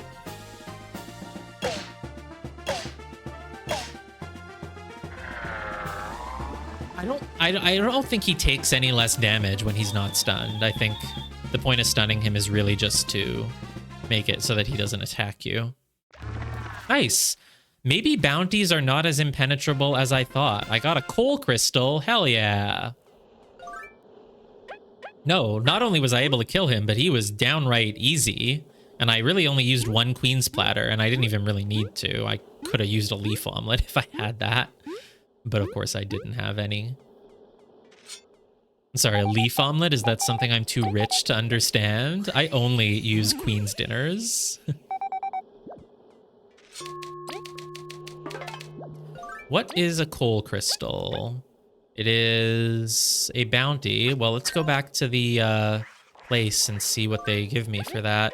But while we're doing that, let's reset our medals. So power exchange. Turn it in, but will I get a reward for turning it in, or is it not even worth going back right now? And also, does the bounty... Okay, I got a reward. Does the bounty count as a hard mode boss fight? It really should. Nice! Oh my god. I can't believe how many hard mode rewards there are in this game. I assume there would just be like, you know, 7 of them. One boss at the end of each chapter, but holy crap, you get tons of them. Let's get Triumph Buzz back on. So let's remove... let's put the status booster back on Leaf. Remove the plating is actually still really good for random encounters, and so is Berserker, but not Poison Needles, not Empower, not ADBP Enhancer.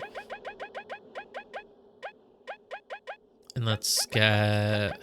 Where's the shield? Plating is on V.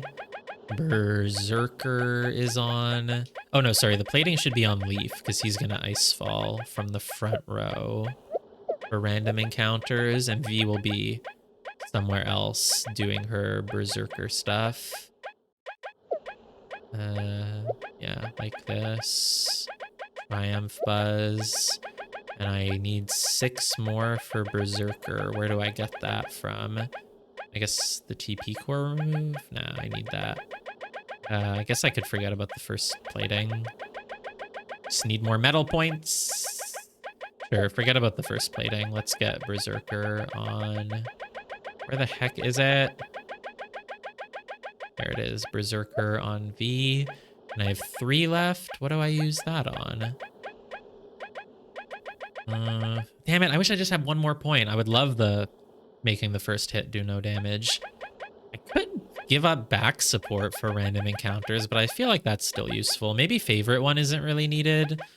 Let's remove favorite one for random encounters, I guess. That's fine. So we have Leaf in front, so he can do an Ice Fall at the start of every turn, and then V just hits things with Berserker. Is it worth strong starting someone? I could strong start V, right? Because even a second attack from her is still going to be pretty good. Even if it... Oh, yeah. Because Leaf is going to be the one with the ×2. No, it's not worth it. I don't know if it really matters here. Just, yeah, it really doesn't. Let's just put the Crazy Prepared on and whatever. So basically my random encounter strategy from now on is start with Leaf in front, do an Ice Fall at the start of every battle, and then just do normal attacks, I guess. And hope that the automatic TP and HP recovery keeps me, you know, HP TP neutral. Great. So yeah, I very much was not done Stream Mountain. I think you would have remembered if I found and fought a bounty last time.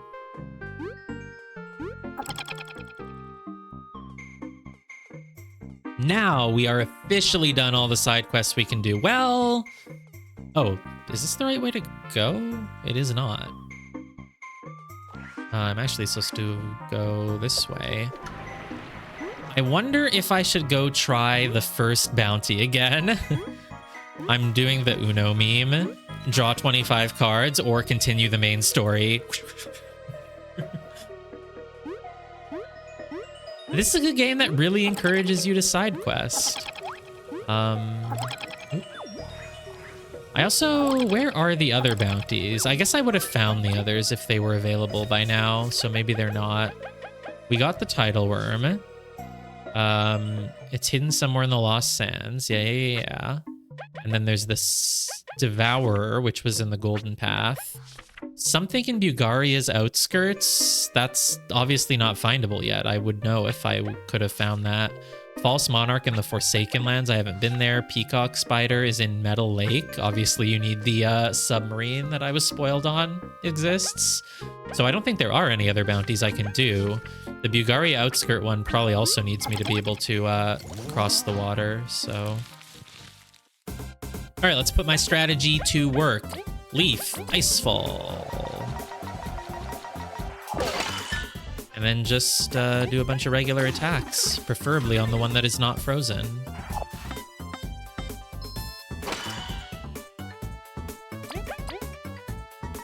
Though Kabu cannot hit the one in back, so maybe that was not the correct play. Can he do it with a skill? I'm just gonna dash through because I feel dumb. There we go. Basically works. This thing is now unfrozen, but that's okay because I recover 2 HP at the end of, boom, every fight. Which basically, oh god, you poisoned me and you're in a shield? What the heck am I supposed to do if you're in a shield? I feel like I can't do anything in that case. I don't think I can even break the shield. I think you just have perfect defense for a turn. Yeah, not even Berserker V can get through, so okay, lame. Chompy? You tried, Chompy. That's what matters. Oh god. Oh my god, I'm taking so much damage. Leaf is dead. V is dead. Oh, we can cleanse the bubble. Using my item that cleanses things, or do I have a skill that does that? Probably have a skill on someone that can cleanse, but I just don't remember it because I've never used it. Secret stash. This. Does Leaf have a cleanse? Yeah, Leaf has a cleanse. Okay, yeah. I totally forgot that exists. Thank you for the reminder.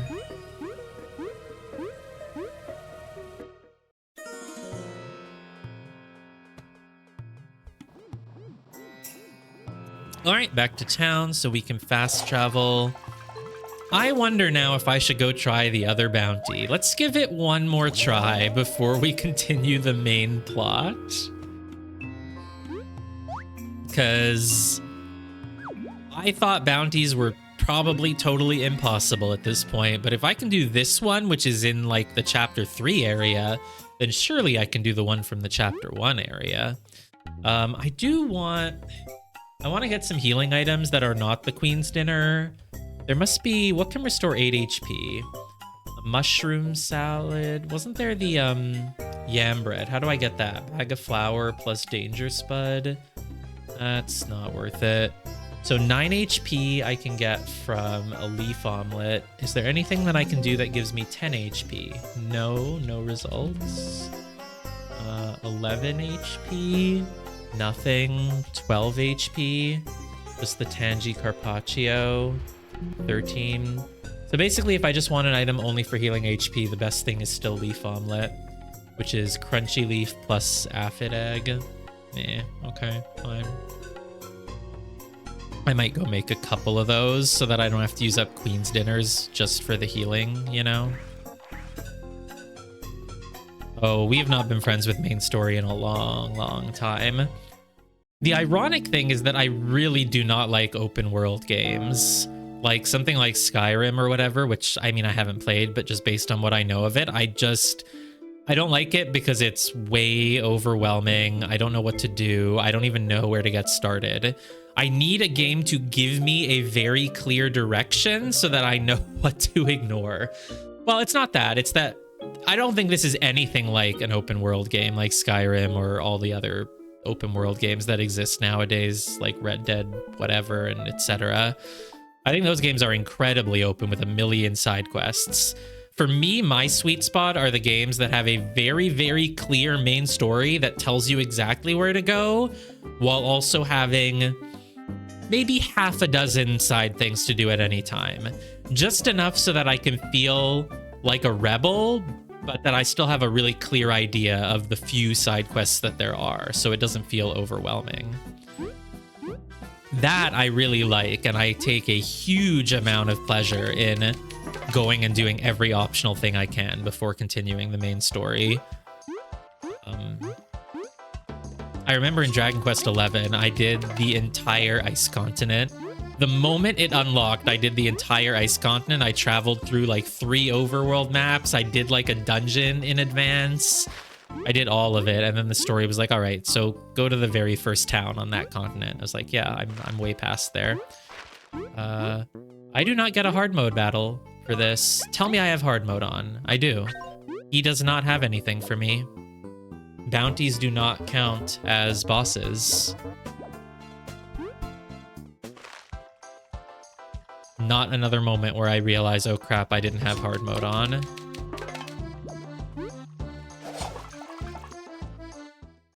Note to self, Para's advice is not infallible. Oh, the trophy goes in my home. That's nice, at least. I do need a heal. It is weird, considering every other side boss counts, but I guess because these aren't technically from a side quest, they're from a bounty. Yeah, but the bounty does go in the side quest menu, so... Well, whatever. If there's a bounty reward, that's even better, because all the hard mode rewards the game will just give you anyway, even if you didn't beat it on hard mode. You can just spend berries on it, right? So if this is something that you can only get from beating the bounty, it's probably even better than the other rewards. Yes, you can have the crystal. Here is my reward. Last attack. Increases an ally's attack by 1 when low on HP. And 50 berries.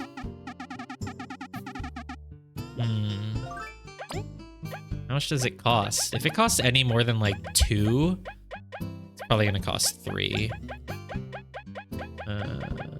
Where is that? 4?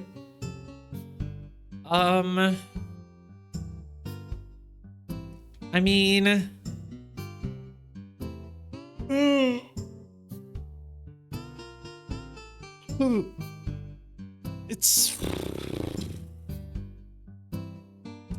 It's not uncommon for me to drop to 4 HP, such as like anytime I take an attack from a boss, because I only have 10 and they usually do like at least 6.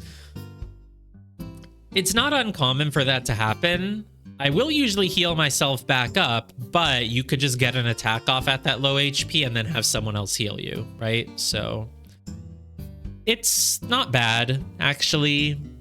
I wish it cost only 2 because it still feels pretty situational, but it's not like you can ever stay at 4 HP. But yeah, you drop to 4 HP, you attack, then you heal. Boom, you get an attack bonus. I guess it's not bad, actually. I might use it in boss battles, assuming I have the medal points. You will not update until the chapter is over, I'm assuming, but I'm just double checking. Yeah, of course not. Okay, let's try the very first bounty again then, I guess. See if it's possible. I'm assuming it has a save point by it, so I'm gonna wait until I reach that to do my medal rejiggering. What is the fastest way to reach it? I guess probably anyway, doesn't really matter. We have Bug Me Not. We'll go here through the cave. Let me just make sure you don't give me a reward. Maybe like it only registers once you turn it in. No, that wouldn't really make sense, but you never know. Let me just recheck the first area. I don't think I can do anything in it, but I do have a lot of new abilities now, and it's possible that there was something I missed. It really feels like I'll get something that will let me cross that water at some point, basically. I don't know if I can get up there on that hill. That seems a little bit too much out of reach. I don't see anything. Nothing suspicious. Oops, I didn't mean to dash off the screen. I was trying to dig. If I dig, that obviously does not really do anything. No. I hadn't considered that I could dig, so there could be like a fence post or something that I... Oh, I can go back towards the first dungeon now. That's interesting. Huh. I will probably try that. Oh, you still give me a full rest, don't you? Of course, I don't need it because I have my house. Technically, you can come here at any time. It's right next to your house, right? Oh, there is a rock here. I did not remember that. I'm going to take a note of that then. Doesn't mean you can dig under it, right? No, it's just we need to get an even stronger Kabu ability. Kabu gets so many field abilities. It doesn't mean you can dash into them, right? No. Imagine if they were breakable by dashing this whole time and I just didn't realize it. Can I call Tangerine over to break it? No. Okay, no. Let's go back to the first dungeon, just because now I'm really curious if I can unlock anything by taking advantage of this. Feel like probably not, but... Oh, hey, it's a honey drop. You know what? I use those. I do use those. They become donuts. What did this sign say? Want to know more about enemies? You can use the spy technique. Oh boy. We truly are back in the tutorial area. Not seeing anything, though.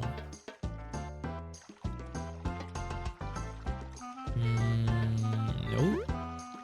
Okay, I don't think going back into the dungeon is gonna get me anything. That feels like it would be kind of a, hey, dig spot. Thought there could be one here. For a spicy berry? Are you freaking kidding me? I had to come all the way back here. I had to realize that I could use my dig to get past the fence post, and all I get for it is a spicy berry. Oh, I wonder if we're even able to drop down into the second part of this dungeon, because the boss like left like a giant pit in the floor or something that we went into, right? It has been a while since I've been here. Might as well keep going at this point. Take note if I notice anything that I didn't notice the first time. I wonder if there's like a secret path from here that goes back to the other cave nearby and is behind that big broken rock. Ah, yes, glowing blue pillar. I certainly remember that.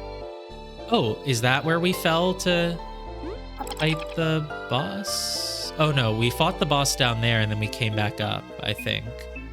Probably? This is where we went to like continue the dungeon, I guess? Or is this just where we fought the boss? Maybe this is just where we fought the boss and found the artifact? This looks like it leads to the everlasting sapling. There are certainly more mysteries to be uncovered in this area. Oh, there's a hole. Something could fit. Yeah. Yeah, we're definitely going to be coming back here at some point. Probably for like the final dungeon, like I predicted. Yeah, obviously I don't have whatever it is. Was this always open? Did we ever come here? Is this where we fought the first boss? I don't even know anymore. I don't know why I'm saving. Good to know, though. You don't think it was open? That makes sense. Because I know we pushed like 2 things onto these, and I think we opened up this. But I think this just leads to... This is basically where we fought the first boss to rescue Leaf, right? And then I think we fell into a hole or something. Door opened after V went down. Yeah, that's what that makes sense, because I did not remember having been there. Oh, yeah, I guess we just went down into the hole. We fought the boss like right there, and then we did this dungeon. I don't think there's anything new to find in this dungeon, so it would be a waste of time to go back through it. Let me just check now that I have a better eye for like... There could have been like a dig spot or a crack in the wall that at the time I like didn't really think about. Might as well check. I mean, it's just, if I don't thoroughly check this whole dungeon, then I'll have to continue the main story. And we know that I don't want to do that. Like, there was probably something to be boomeranged over there on that little rock, I'm guessing. Then we pressed like a switch over there. Doesn't look like there was anything here, really. Why are these mushrooms lit up? No, it's nothing. The fact that you can finally dig back through that fence and go back here. It seems like a sign that the game is telling you to maybe do that. So you never know what you'll find. No, that looks like nothing.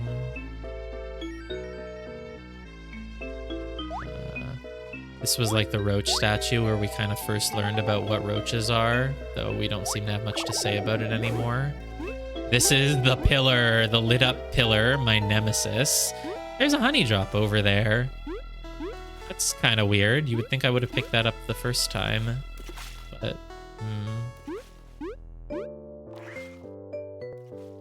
This is the reason I didn't want to redo any of this, because I have to keep doing all these ice puzzles again. I don't want to do. I'll take a honey drop. Why not? I certainly have a use for it. Weird lit up pillar. Suspiciously lit up pillar. Okay, there is no way there's anything on the left and right paths to look at. But I'll just take a look. You never know.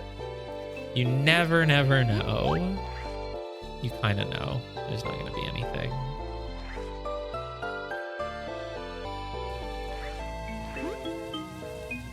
I would be absolutely shocked if there was anything hidden in these places, but... Oh my god.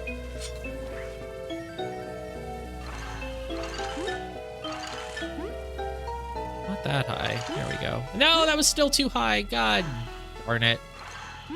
Okay.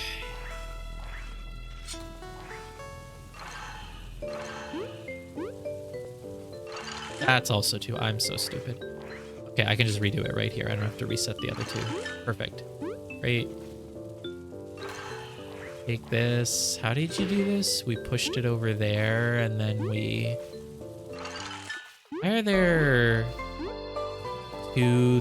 Oh, I have to push it onto the... Right. What is with this? Oh, it looked like there was a pillar like in front of a gap in the wall, but I think that's just a little black shadow from the pillar. I don't think there's actually a gap behind it. No, definitely not. That's just the side of the pillar looking dark in the shadows. I don't want to redo all of this. What is this? Which? I kind of remember doing that, yeah. This is such a waste of time. I wouldn't backtrack through any of the other dungeons, so why am I backtracking through this one? Because it's Snakemouth Den. It obviously has secrets to hold. No, it definitely does not. It's okay, we're almost done.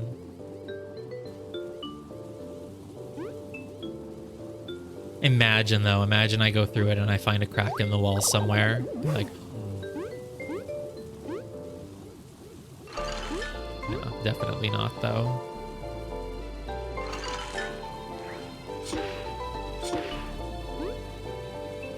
I do really like this effect of the ice block being held up by the water pillar. It's very nice. Is it a save crystal? It is a crystal. I wonder what it did. It probably just turned on once. Oh, it opened up the door in the main room. Right. All right, nothing there. That's fine. That's what I'm not even checking the other path. That was a waste of time. But what if the other path has something? It doesn't. It definitely doesn't. The only reason to go back here was to notice that that door had opened and that there's a pedestal with a slot for something in it. Wait, where am I supposed to... Oh, I can go up here. I remember I found a medal in this room. Probably did something involving status effects, because they all did in Chapter 1. Alright, that was a waste of time. But we learned that the door was open and that there is a pedestal that wants a thing. Oh god, I'm not even going to be able to exit from here anymore. Oh no. Oh no, I can't even exit from here. There's no fast travel in this game. Nothing that immediately makes you leave a dungeon, huh? Cannot jump off the sides. It does not let me. Okay.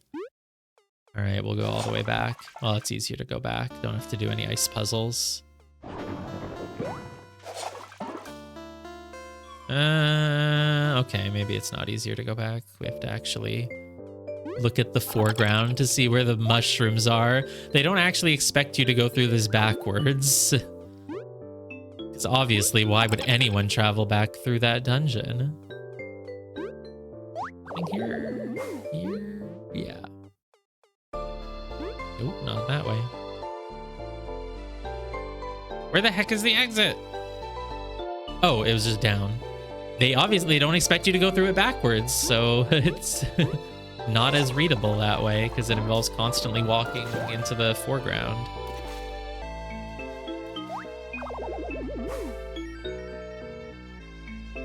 It's okay, I'm glad I learned about the pedestal. How do I get back from here? Is it like here? It's actually really hard to go backwards when it involves finding things that are at the front of the screen. It's harder than you would think. The camera angle in this game is really designed to have you going forward, not backwards.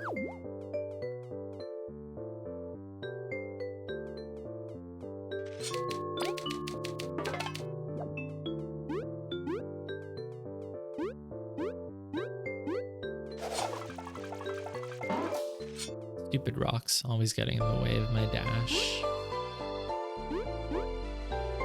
All right, now we go take on the bounty. Obviously, whatever item is needed for that is only going to pop up in Chapter 7.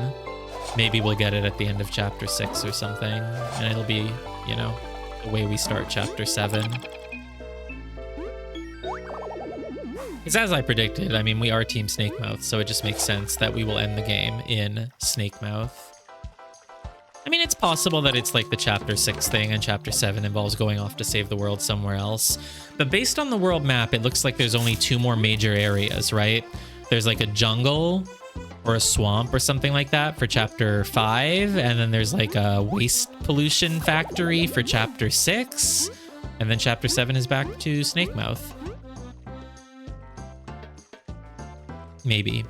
Can't remember where we're going to find the second half of the key in this chapter, actually, but I know that that's what we're doing, and it's probably... Can't remember if they said it's in Wasp territory or if it's just in the desert, which is near Wasp territory, but is not actually that. And yeah, I still think... Because I think the hint givers... The lazy people, as we call them, said that you have to cross the lake here to find golden seedlings. So I don't know how I'm going to be able to do that, though, unless when you get your submarine, you can just take it across a little gap in the river like that.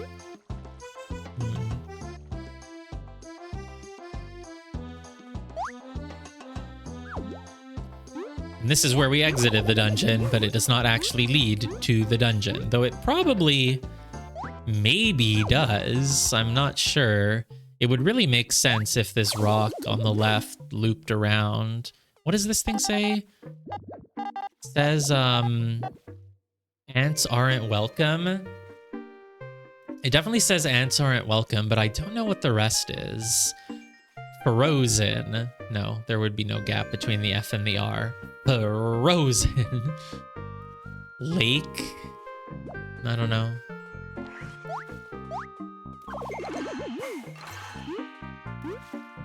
Come on, fine. I'll push the stupid ice block. There. Really? It's not enough? I'm pushing it twice now just to really be sure. Okay, there we go. I mean, this bounty wrecked me last time. I really got the impression I was not going to be able to do it until very, very, very late game. But I guess I could be wrong about that. Oh, we just write it. We don't have to actually physically interact with the switch or anything. We just do it via dialogue prompt. Sure. The bounty will happen when I reach this room. It is right here. Hey.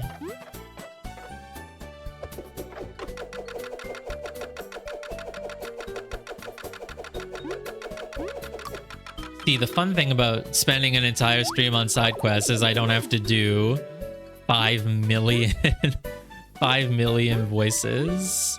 Man, I like doing voice acting, but not when it's like non-stop for like 1 million different characters for 3 hours.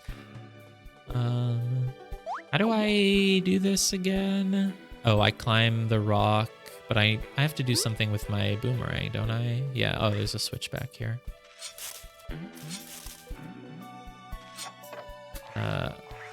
Do I have to keep it permanently going? I think I can do that from this angle. Yeah, that's fine. I'm leaving behind that one berry. I don't have to care about berries anymore because I'm going to become rich overnight. Make money while you sleep. It's a pyramid scheme. What is it? What do you call it? The MLM. It's a pyramid scheme's perfect pitch.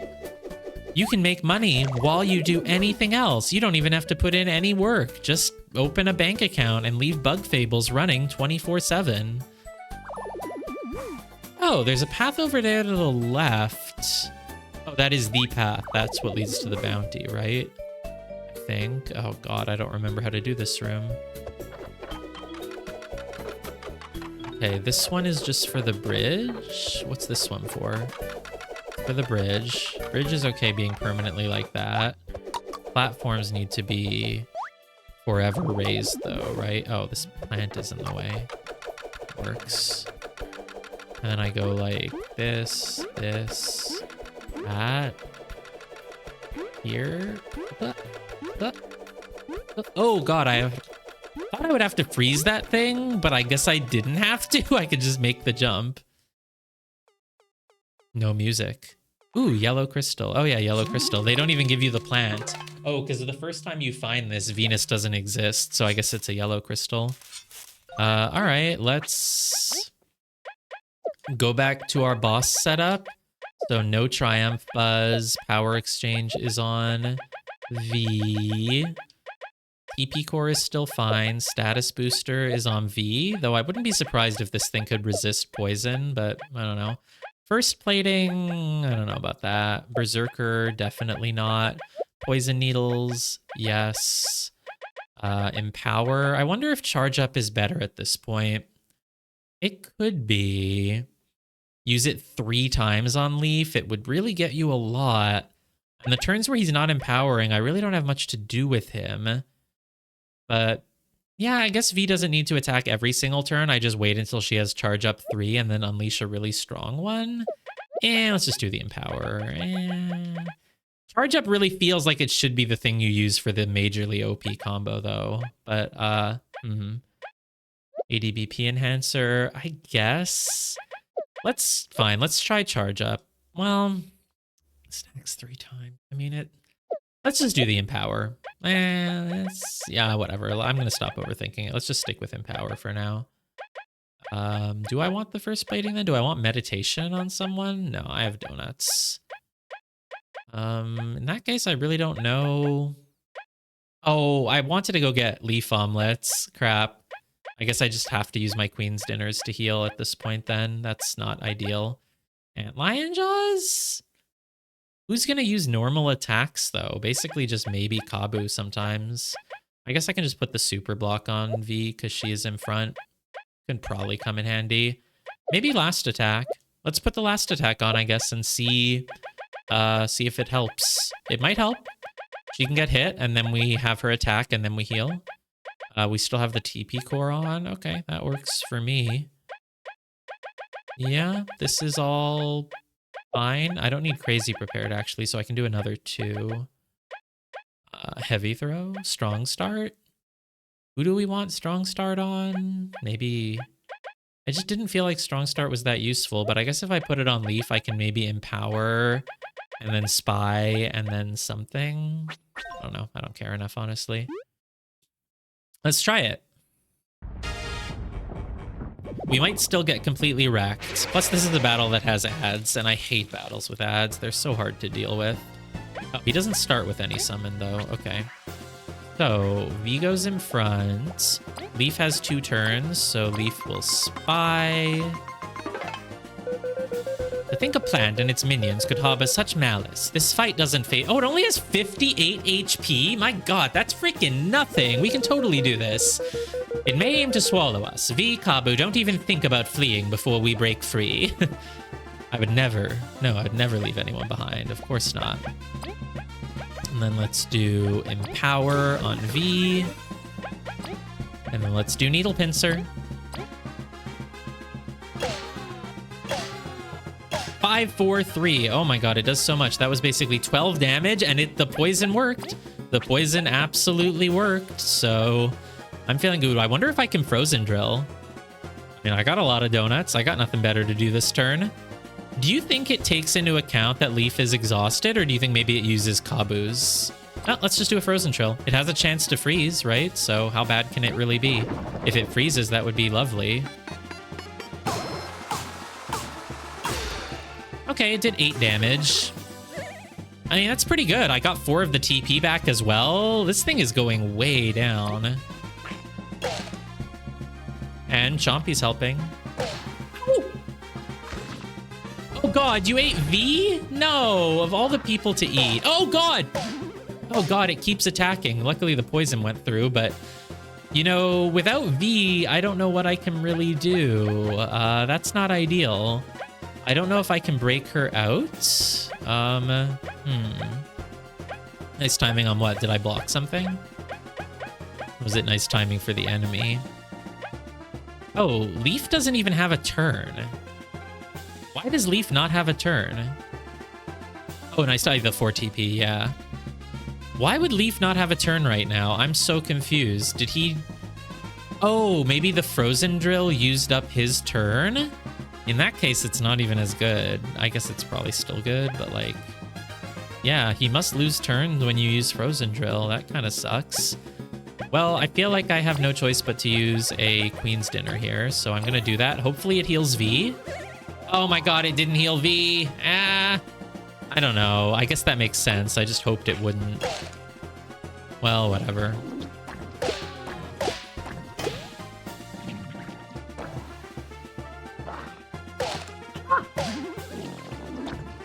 Okay, this thing is still really hard, and also it killed V. This does feel doable just because its HP is not that high, but like, oof. This is pretty rough. Okay, well, let's use Miracle Shake. Seems like a good time for it. And then I would like to just empower V and just kind of keep doing the thing here. Hitting the thing in back could be good, but I just want more Needle Pincer going off, honestly. If I can just murder this thing and keep it poisoned and just, like, brute force my way to a victory, that would be great. Okay, luckily I can block that. Nice, it only did 3, 2, 1. Summon another ad. Oh god, but the ads don't do too much. Oh, V's dead again. Of course. That's... Oh, I don't have another Miracle Shake, unfortunately. But that's okay. Let's pep talk on V.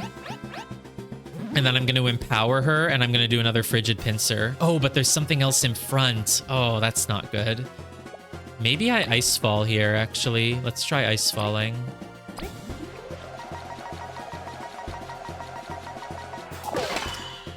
Didn't freeze anything? Oh, that's not great. Oh, that's not great.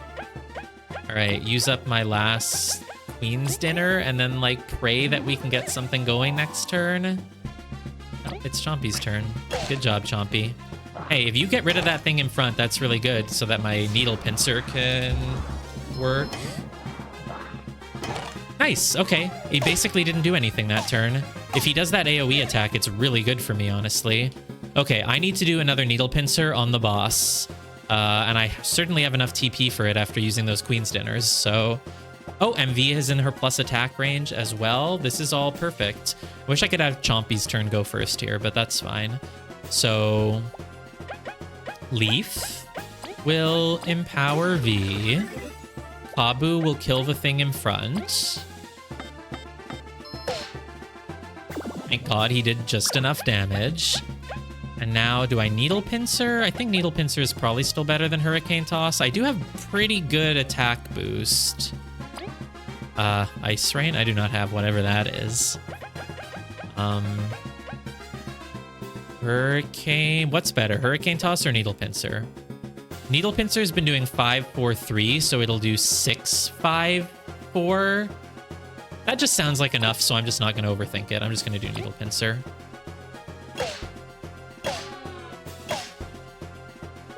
Nice! Bounty. No issue. No problem. Is Ice Rain a bunch of, like, needles that fall from the sky with ice effect? Crystal Fang. I really, truly never would have believed you if you told me I could do this in Chapter 4. I mean, I think I attempted it for the first time in... Was it Chapter 3? It might have been... No, I think it was, like, right at the end of Chapter 2 still. Alright, now let's change our medals back. So we want to put no more last attack, no super block. Power exchange goes on. I guess it can stay on V. Let's keep things simple. Triumph Buzz is good. Status booster goes on Leaf. Strong Start, I don't know. Poison Needle not needed. Empower not needed. ADBP Enhancer not needed. We put Bug May Not on. We get Berserker on... We get First Plating on Leaf. Or I guess maybe Leaf doesn't need to be in front anymore. A single Ice Fall isn't really... Better to just keep everything on V because she's Berserker attacking. So we give her the First Plating again. We give her Berserker. And I think that's basically all that really matters. And then we just take Crazy Prepared just in case. Yeah, this is basically my setup for random encounters at this point. We just turn V into a Berserker. We put her in front. Well, wait. If it's a Berserker, maybe it's better if it's on Kabu and he's in front, because he's a better tank. Because if it's just for random attacks... Oh, but sometimes I might want to dash through on him. I think that's why I decided to make it V, because she doesn't have AoE, so... Nothing that I'll be missing out on for random encounters. Yeah, this basically makes sense. Give V some armor, turn her into a Berserker. It's totally fits the flavor. I mean, when I look at V, I just think that is an armor-wearing Berserker, 100%. It's clearly her archetype. It's the class that she would obviously play in any D&D game, clearly. Okay. Now, there is absolutely nothing stopping us from continuing the main story. There is not a single thing that I could possibly think of to do other than the main story. I am pretty confident in that. There are no other side quests. We can't find Leaf's family. There's apparently a book that I might have missed somewhere in chapter 3, but we weren't really sure if I could get it or not, so I'm not even going to worry about it. There's no reason to find the bad books until I have the third one accessible to me anyway. Go up. I completely forgot that you could go up. What the heck was up?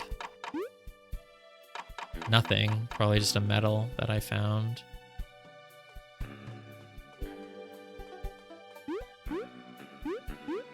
Yep. No more dig spots. No more cracks in the wall. Cannot break these boulders. We are continuing the main story. It's the main event. What you've all been waiting for. What I named the stream title for the past 2 streams. Continuing chapter 4. We're finally doing it. Oh, I do have to go get more donuts and Queen's platters first, though. Lol.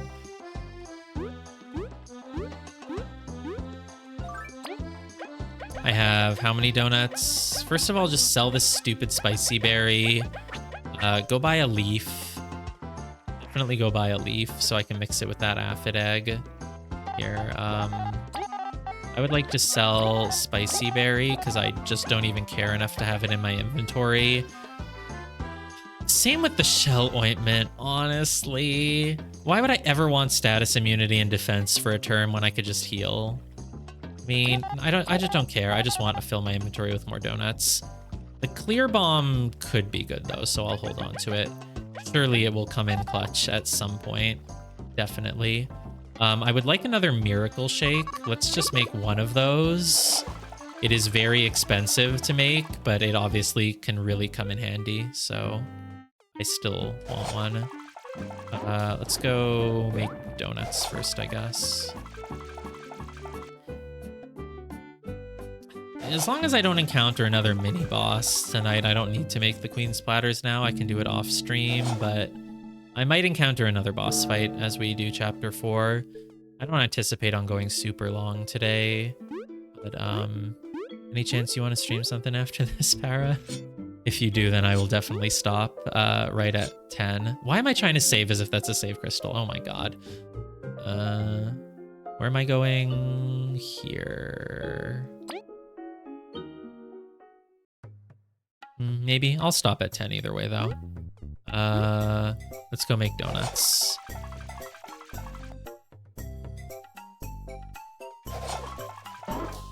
This is a donut making stream. Donut making simulator. Frisbee fan club. Oh, wait, I needed a freaking aphid egg, didn't I? Oh, no, I have an aphid egg. I need 1 crunchy leaf. Thank you, thank you. And then cook with 2 ingredients. We mix the crunchy leaf with the aphid egg to make the best single target healing item in the game. Never found anything better than the one you can get in the very first town. Cook honey drop.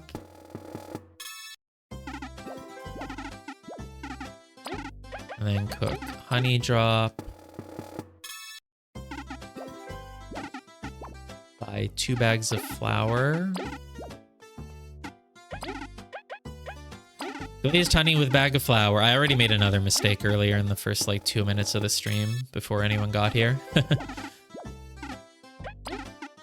By combining, I think, a donut with a honey or whatever the hell I keep doing by accident. Bag of flour with glazed honey.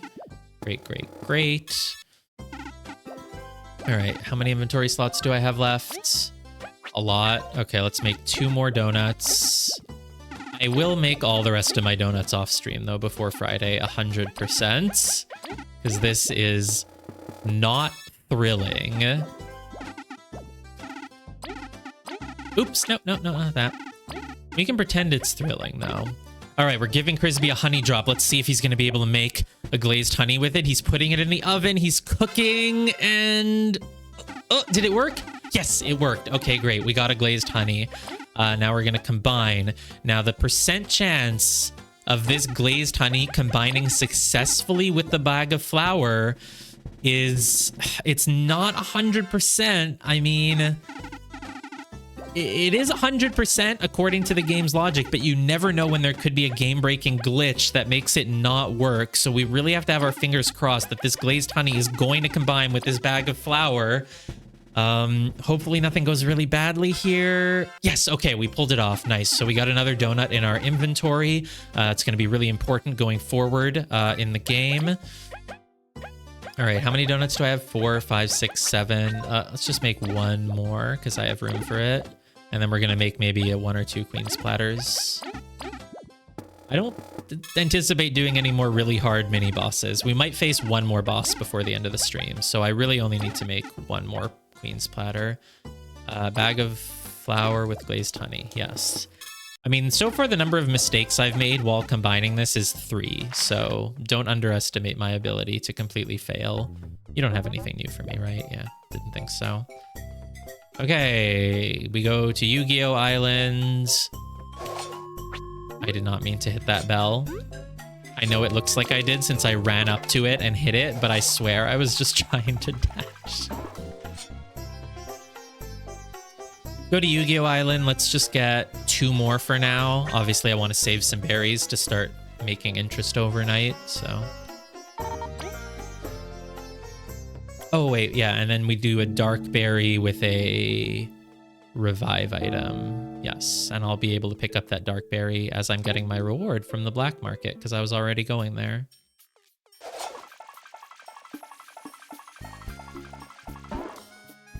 By the time the next stream starts, my bank will probably be filled with like 20 Queen's Platters and like 50 donuts. I'll be completely ready for the entire rest of the game. 1 tangy berry, 2 tangy berries. Great, that's full inventory, right? Yeah. Because I am aware that this is not the most exciting part of the stream.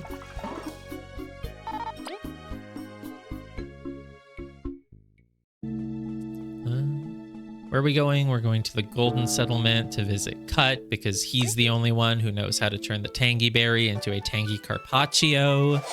What a useless shop over here. 3 like random status effect items that I am never ever using. I don't think I've ever bought a single thing from that shop.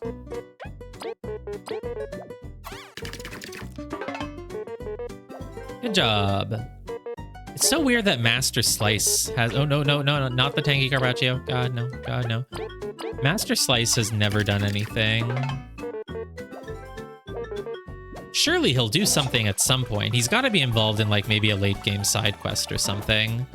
Because it's really weird that they establish him as like a, you know, a renowned chef. He has his own building with tons of customers. He's got like a factory line thing in front of him, and yet he just doesn't seem to have much of a purpose. Man, why can I dig through the carpets without ever breaking them? My immersion, my suspension of disbelief, man, it's just... This doesn't make any sense. I understand that it's possible that bugs can all become awakened and have souls and really highly intelligent brains, but I just don't... Why can you dig through a carpet without breaking it? Nothing here, though I might actually make another leaf omelet, because that is actually a good thing to have, so that I don't have to use a freaking queen's platter anytime I need healing. Yeah, eating a donut and some berries. It's just... If you eat the donut on its own... Well, I mean, the donut on its own does 12 TP, and the berry on its own does 12 HP, so the fact that when you combine them, they do 15 and 15, it does make sense. All right, tangy carpaccio with a donut. I didn't make a mistake, right? Please tell me I didn't make a mistake. Okay, Queen's Dinner, thank you. And then tangy carpaccio with donut. There we go.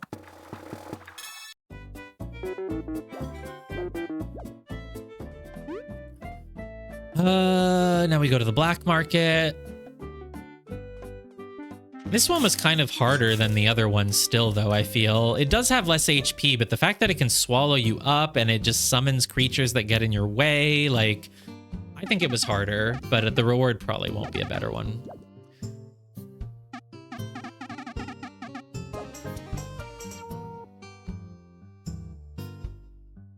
The reward was not a better one. It was the same one. Why? Why? Please tell me I'm not gonna get 5 copies of that. Like, come on, come on. No, not you. You. Well, I got a 50 berry reward for that bounty, so it's basically like I got a dark cherry. A dark cherries. Oh. There's been a dig spot here the whole time? Did I just walk past that dig spot so many times and never notice it? Wow. That's, interesting. Oh, wait, no, that's not where I want to go. I want to go here. What do you mean I instinctually knew it was a lore book? It showed me that it was a lore book. I said, oh, it's a lore book after it said you got a lore book. I don't understand what you mean. Oh, I see. I instinctually, right, I knew it was a lore book. I got it, yeah. Magic seed with dark cherries. That's the recipe, right? Better not mess this up. Thank God. Can you imagine if it was like, oh wait, you were actually supposed to do the dark cherry on its own first and then combine that with I would have been like, no. All right, let's go read the lore before we continue the main story.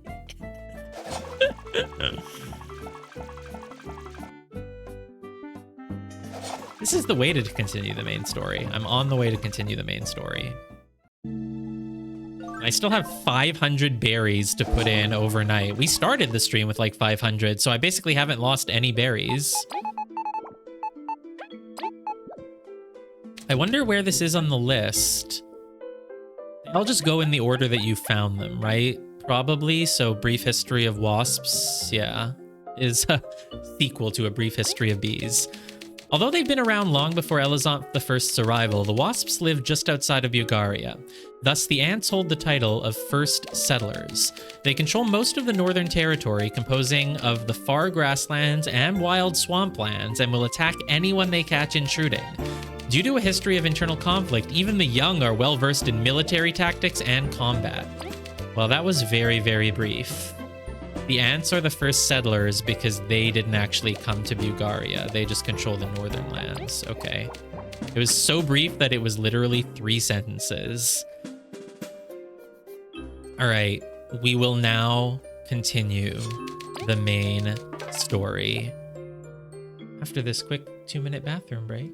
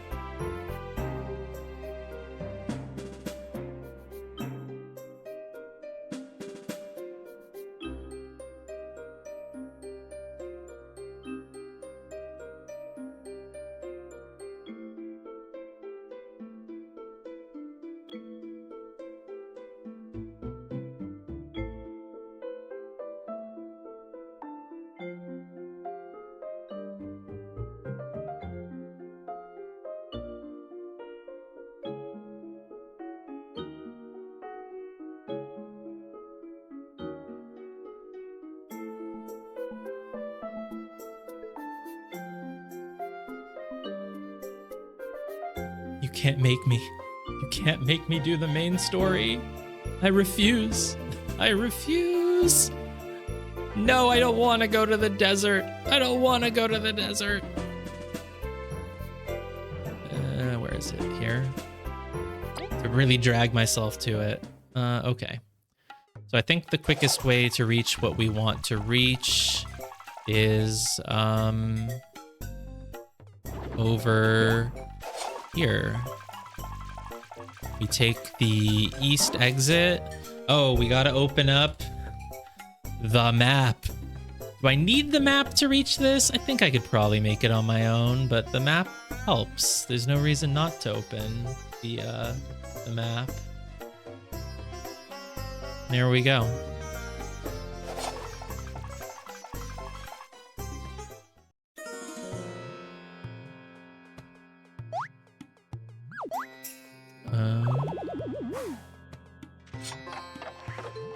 Wait, how do I do this? Get these bushes out of the way. There. One more berry. Fine, I will not complain about getting a free berry. That's gonna add. You know what one berry will do to my interest rate overnight? It's gonna multiply. That one berry is gonna multiply and multiply.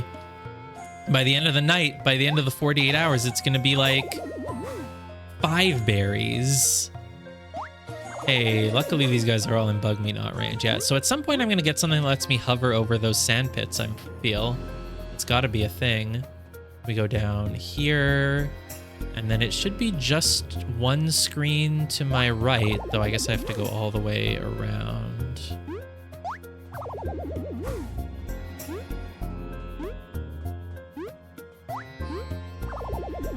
I mean, I really like that Stream Mountain, though, is like an entirely optional dungeon.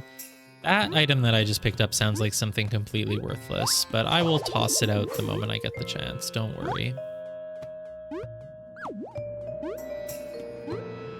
What did I just say? What was I saying about Stream Mountain? I was saying it's an optional dungeon, but it's very rewarding.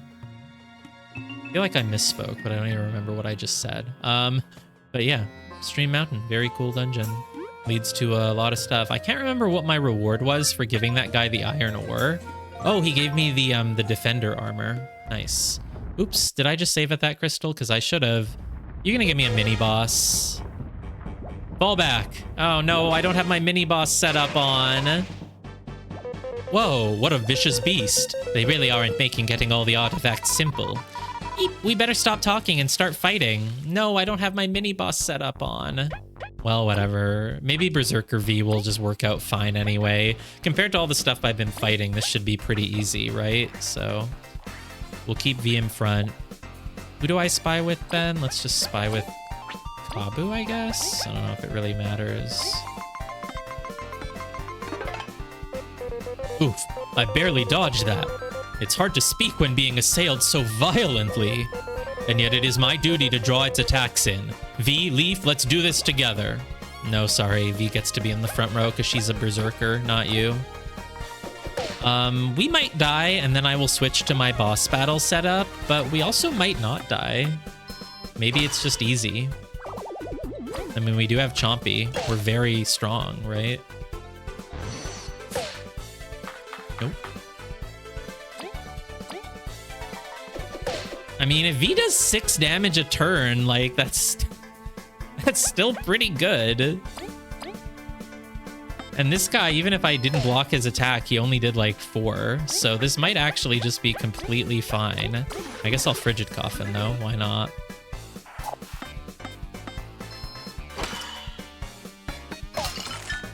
That is a giant block of ice that I do not want you to break, Chompy. So sorry.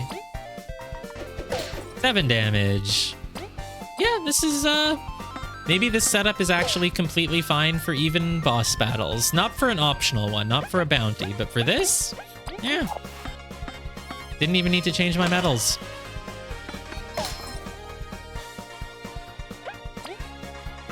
I mean, it's downright easy. He's only gotten 1 attack off and it only did 4 damage. And that also, I think, only did 3 and 4, so it's really not that bad. Who needs skills? Oh my god. There really is another way. You don't have to use 5 donuts per fight. Oh my god. Was it really this easy the whole time? Wow.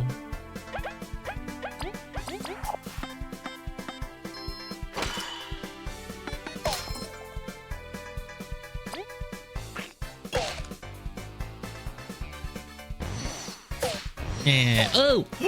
Okay, but it still didn't even kill. And now V finishes it. Wow. I mean, after doing all those optional bosses, this was a pushover. My god. Maybe they've all been like this. Maybe I just didn't need to use donuts this whole time. Just give V Berserker and, like, there we go. Just give anyone Berserker. It doesn't even matter who. We truly have come far. Good job, Evo. Oh no, Leaf is dead. You killed Leaf. What is this? Leaf? Curses, what are we... Oh, hey. Thanks, Zasp. Oh, you also have Needle Skill. With multiple hits. I wasn't fast enough. Leaf! Leaf! There's no time. Do as I say if you value your friend's life. I guess I don't need the map open. Damn, Leaf is dying. I haven't even finished his side quest. It's a failure, yet another one. Disgusting. If it keeps up like this, our research... I don't know who's talking. Throw it out with the others. We should call it a day. Did someone experiment on Leaf? To, like, turn him into a roach? Or I don't know what the deal with that is. Where are we? A failure? What are we... That's an unexpected plot development. So basically all the people who got, like, kidnapped and lost in the snake mouth cave, he wasn't just in a spider web for 100 years. Someone was actually experimenting on... Someone was, like, experimenting on, like, everyone who was captured and trying to, I don't know. And so as soon as Leaf died here, the person who was doing the experiment on him somehow knew. They have a connection. They can be tracking him and they're like, all right, he's a failure like the others. It's a pretty harsh thing to say if you've seen his accomplishments up till now, but I don't know. He also started speaking Roach again, I guess, when he was dying because the experiment messed with his head. Huh. Okay. Yeah, exactly. I'm never doing the main quest again, and then everyone gets to live happily ever after, including the queen, because she's not evil. Leaf, please, you have to wake up. All right, knock it off already. He lives. I made sure to treat the wound. Just what were those things coming out of him? It doesn't matter, only that Leaf wakes up. I can't lose someone again. And stop shaking him. He'll come around. Lose someone again, Kabu? Are you giving hints to your plot? You giving hints? Little hints in your backstory? Sprinkling it in there during these dramatic moments? Leaf, goodness gracious, you had me in the most deep of panics. No kidding, he's been shouting for hours. But I was really worried too.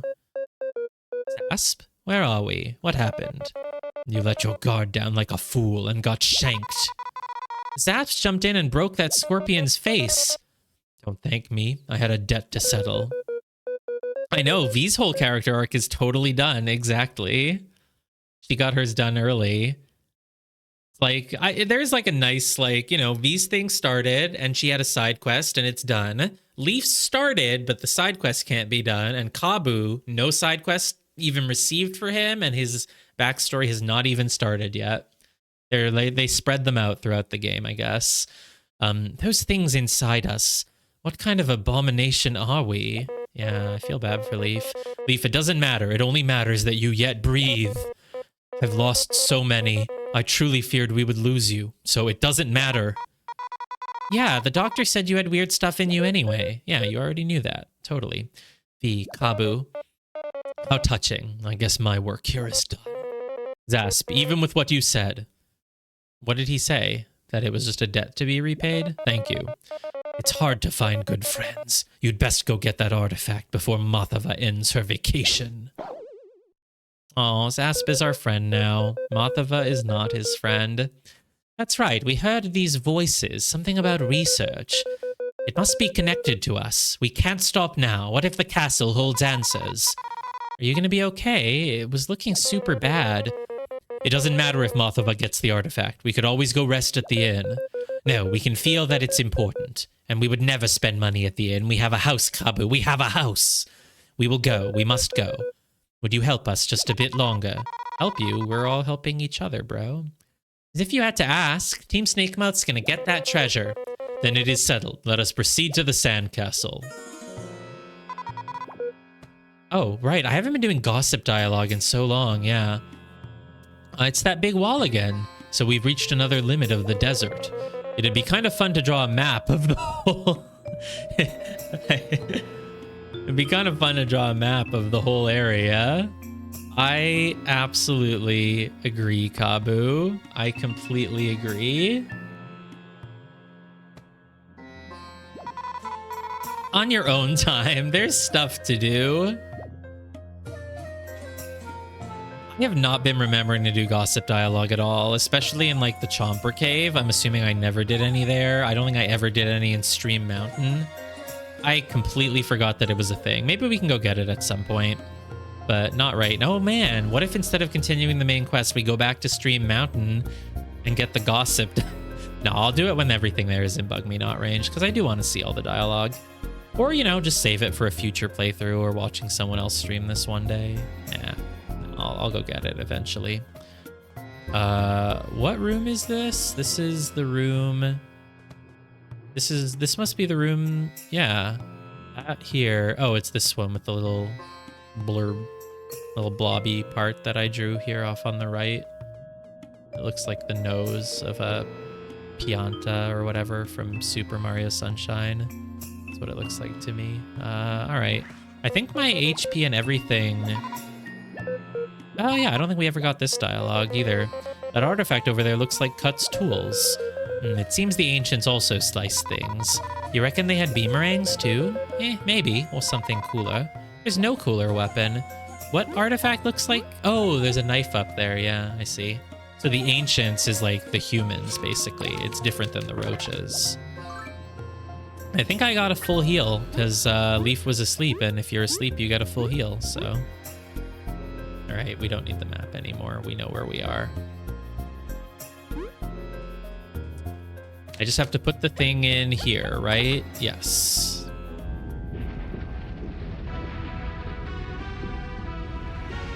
That's how it works. If you die, you pass out, and as long as one of you passes out, you all get healed, because time passed.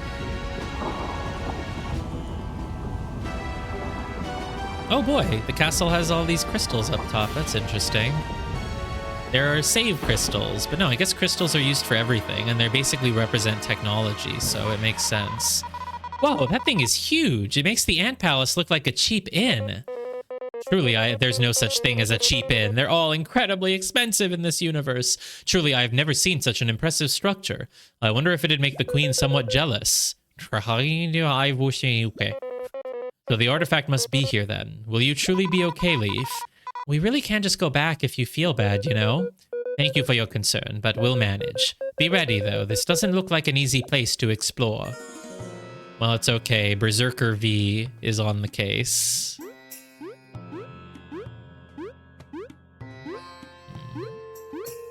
One second.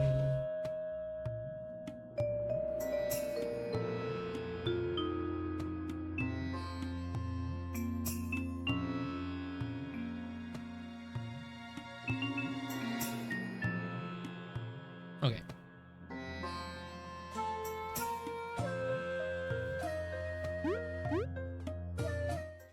Sounds like it's a big dungeon. But like I said, I don't want to go past 10 today, so we'll just... Why is it icy there? We will go until basically the next... Oh, interesting.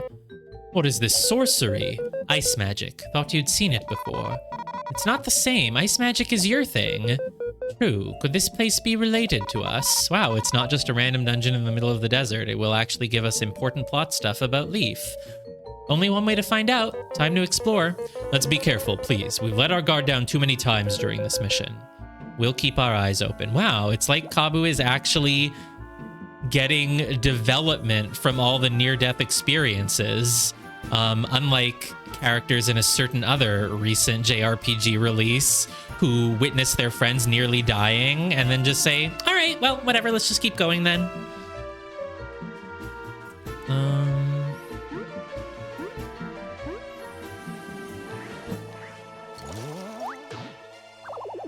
Oh, you are already in Bug-Me-Not range? Holy shit, doing Stream Mountain kinda power leveled me, huh? Well, I actually need to get spy data on that, so let's just get that spy data. I think I'll probably refresh the enemies if I step outside, because it counts as a different area.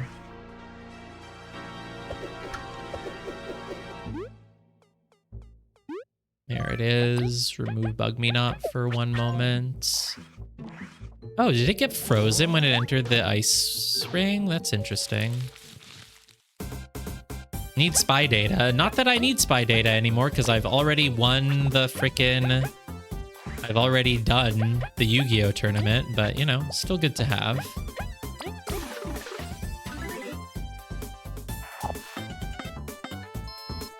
It is nice to enter an area and already be in Bug-Me-Not range, though, I have to admit.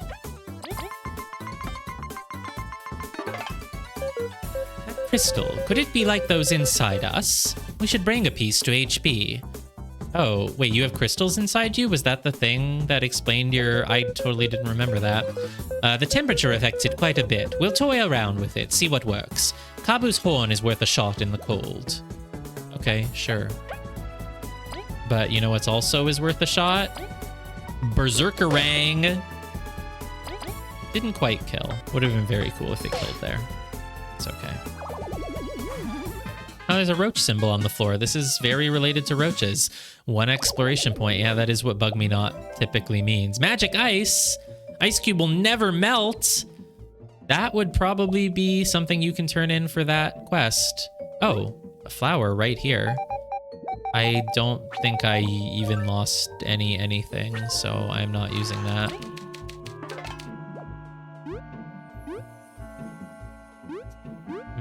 Okay. Key door. Okay.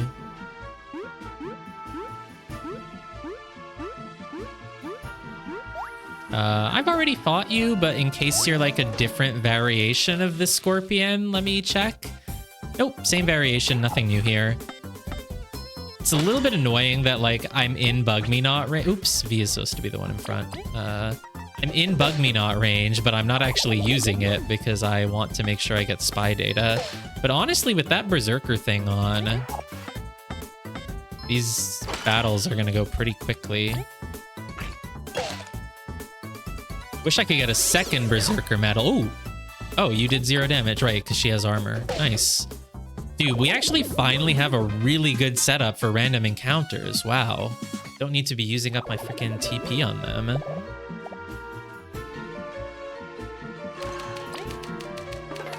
All right, so there's only a door to the right, and then there's 2 exits here to the left. Oh, you're already icy. Do I want you to be... Oh, I can move you. Nice. Hey, crack in the wall. Let's go check that out first. Can I read the pillar? I think you can read them.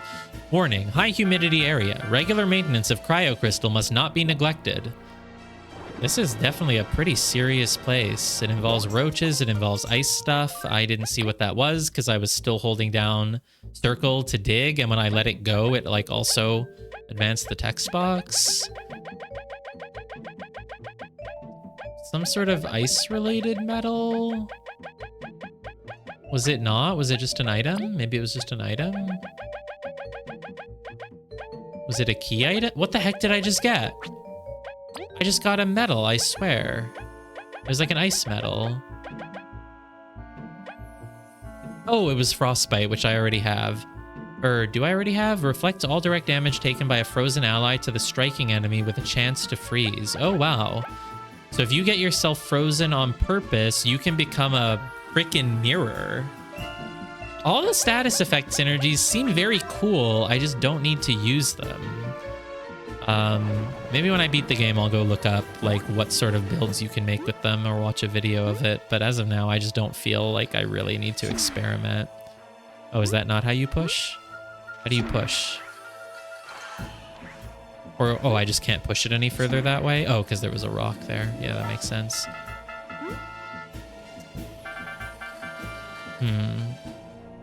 Yeah, how would you use them? I mean, it does seem fun. I would need to think, like, how do you get frozen? Oh, basically you eat an ice cream. Basically, you just have, like, Kabu or whatever in front. You eat an ice cream. And then he becomes an ice wall and he reflects all damage. It's not bad. Meanwhile, the sleep one, like you can stay asleep permanently and you heal and take half damage. Also good, I guess. Shocked one, if you become paralyzed, you just become a full tank. Poison defender. That one just doesn't seem worth it. You take 1 damage from the poison every turn, but you have 1 more defense. Like, eh? But there might be more things that will play into them later, or maybe it's just this. I don't know. It's a sliding block puzzle. How do I do it, though? I need... Oh, I see. Go here, here, like this, around. Ta-da! I've done enough of these in my lifetime. You're gonna need more than that to challenge me. So I feel like usually these puzzles involve you sliding your own character along the ground, not pushing an object. But I mean, it's basically the same thing. What did that open? I wasn't... Oh, did it open the door up there? I think it might have. How do I get up there, though? I guess I have to come from the other thing, probably. Wasn't paying attention, but I think it opened the door up there. Maybe? Can I reach that by going through this door? Wait, huh? It did open the door up there, I think, but there's... Obviously, you have to get... Is that a wall over there, or is that an exit? I think it's an exit. You can tell because there's like a black line. So I'm just gonna have to reach that from somewhere else, I guess.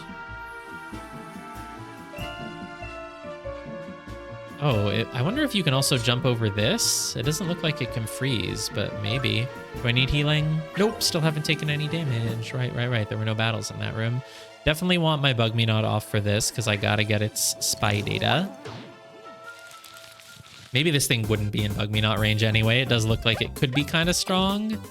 Maybe.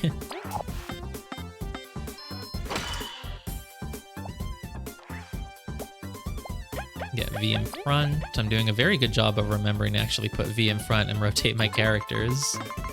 I'm even making sure to get one attack with someone in front and then rotating them out. This thing thirsts for energy. We can feel its desire for our magic, but we're not eager to share. Time to bring it down. Great. You do that, V. 7 damage. Oh my god. I love Berserker V. Oh, this thing still hasn't even gotten its turn. It's chompy. Almost could have killed it. It's gonna hurt. Nope, no it isn't. I don't even think it's worth going back to the flower for this. 1 exploration point. Yep, it's in Bug Me Not range. Who knew doing literally just 1 side area would get you so much? I don't want this at all, but I also don't want a succulent berry, but I also don't want a magic ice. I truly do not care. Oh, okay. Does this stay on permanently then? I guess, probably. Yeah. Sure. Should I hit this though? Oh, can I only have 1? You can basically only have 1 icy thing on at a time. I see. I see. Do you get it? That one. This one. Oh, it just does that. Okay. Ancient key. Great. I'll fight 1 more enemy just in case it has something with it that I need to get spy data on. But it doesn't, so whatever. Oh, wait, I didn't have a plus... I didn't have an extra turn there? Why not? I guess I probably didn't surprise the enemy. I definitely used my bubble on it, but maybe by the time I reached it, it was no longer stunned. I don't know, whatever. Eep. Oh, it shocks. It shocked me. I don't really care about that, but it did shock me. Wink.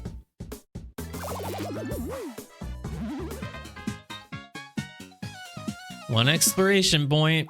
Mm-hmm.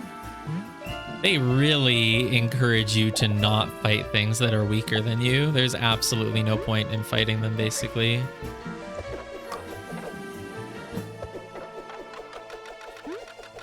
That's fine. I just want to make sure I have all my spy data. What is the point? Why is there another switch there? I just can't... It feels like there could be an item hidden in this room somewhere. Oh yeah, what's this whole path? Uh-huh. This might just... Oh god, I can't... How do I... Wait, crap. How do I... Feel stupid. It just didn't look like I could reach that other one in time to... Oh... Wait a minute, where's the... Where did it go? Hit that? There should be another platform there, but there wasn't. I'm sure I can get this. Okay, hit this. What's that gonna do, though? Something made another platform appear here. I was able to jump from this one to another one, but now I can't. I'm missing something? Was it this platform? I guess it was just this platform. Yeah, okay. So obviously I can do this. That's the easy part. Oh, turn it off! Haha, yeah! Oh, I'm so smart. Alright, I think it's just the berry there. There's a part of me that's like, wait, let's just really thoroughly explore that little rock. And then I was like, no, then I'll miss the platform going back, and I don't want to waste that time. That's how my brain works, though. In my brain, if I, like, gave into that instinct, I would have, like, not taken the trip back immediately. I would have stayed on that platform and, like, checked every corner, checked for in case there's a hidden wall, and, like, there's obviously nothing else there, though, so... I overrode the instinct and just went back immediately. Found the key, so I guess the key is gonna let me go upstairs, basically. And then I will be able to jump across the other room, probably is how this is gonna go.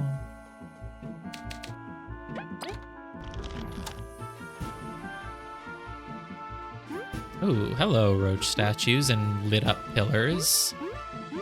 Truly a very plot-relevant area. I'm just gonna turn the bug me not on.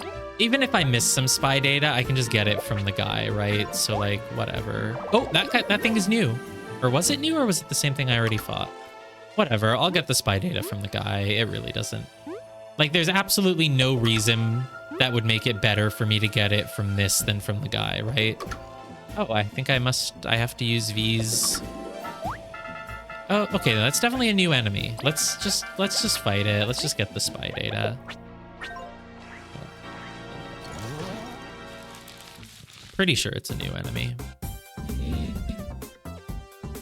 It is in the sky. Okay. I'll have V attack first. Ah, you fell down. Boink, boink, boink. What a petty trick hiding like that. But we could feel your magic since we stepped in. Let's strike accordingly, depending on the temperature, Kabu. Oh, depending on the temperature, what does that mean? Like it changes depending on if it's hot or cold? It's an interesting idea for a mechanic, but I don't really know what it means, so... And I'm not even gonna have to worry about it. Bro, I am strong, chompy, and berserker, and like, this is great. Random encounters are finally becoming really smooth, and it feels good, and it feels like I earned it, you know? I don't have to struggle in them, I don't have to use up my TP, I can just... Whoops, I have to set up the boomerang. Let's do that. Is that really the way you're supposed to do this? I guess it is. This is an intended technique that the game did mandatorily teach you, so I think, yeah, you're supposed to be using it like this. Okay, bug me not, please. Please, you give 1 EXP, dude. You can easily get back the other way, but how am I gonna get up to the 2nd floor to take that door? I'm so confused. Oh boy, this is an interesting room. I'm assuming bug shield or leaf shield, whatever it's called, ice shield is not enough to protect me from this. Chompy survived. I like Chompy just standing there like, okay, where'd everyone go?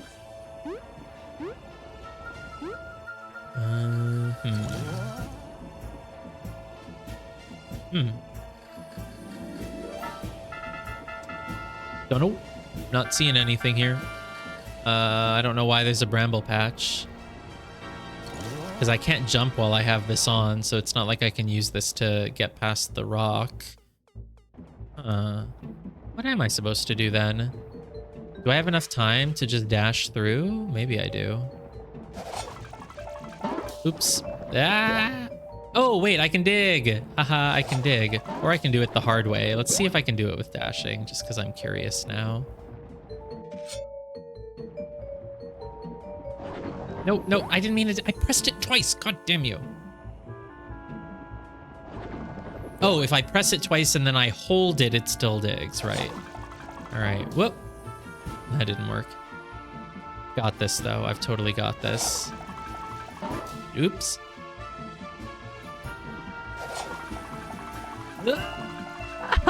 It's possible to do it. It's possible to do it with dashing instead of digging, but I'm just gonna... Oh, wait, crap. Does digging not work? No, digging surely works. I think I just did it. Yeah, I just did it slightly late. Great. And then we leaf shield over here. Yeah, yeah. Leaf shield here gets us across this bramble patch. It is a suspiciously large bramble patch, but there's really nothing else on it, so... Oh, but there's something hidden here. Something hidden here. Yeah. Nice. I like how many berries you can get even when you're in Bug Me Not. You would think Bug Me Not would only give you like 1 berry per enemy, but no, it gives 5 sometimes. Pretty good for not having to do any work. So it's there, it's in the top half of this thing, so I just kind of have to go in, hit the bubble. Oop, I didn't make it back out in time. Haha, whoops. Oh, but you just need to hit it once, that's all. Okay. I guess this is it then? What would that... Oh, nope, nope. Did not need that. What is with this? Oh, if I let go of my boomerang, does it... Or like... Wait, how do I... Ooh, am I going to learn the skill that lets me break rocks? That would be great. But I don't understand... Because it's not like I can... I don't think my boomerang would be able to... Like, if I do this... Does it go far back enough? Oh, it does. Okay. It looked like it would be too far, but I guess it's okay. Whatever. You have to go in immediately, and I was too late there. Okay, go. Turn south. Go down like this. And... Now this should be good, please. Wait, why did my boomerang just come back to me? It's not supposed to just do that. Did it?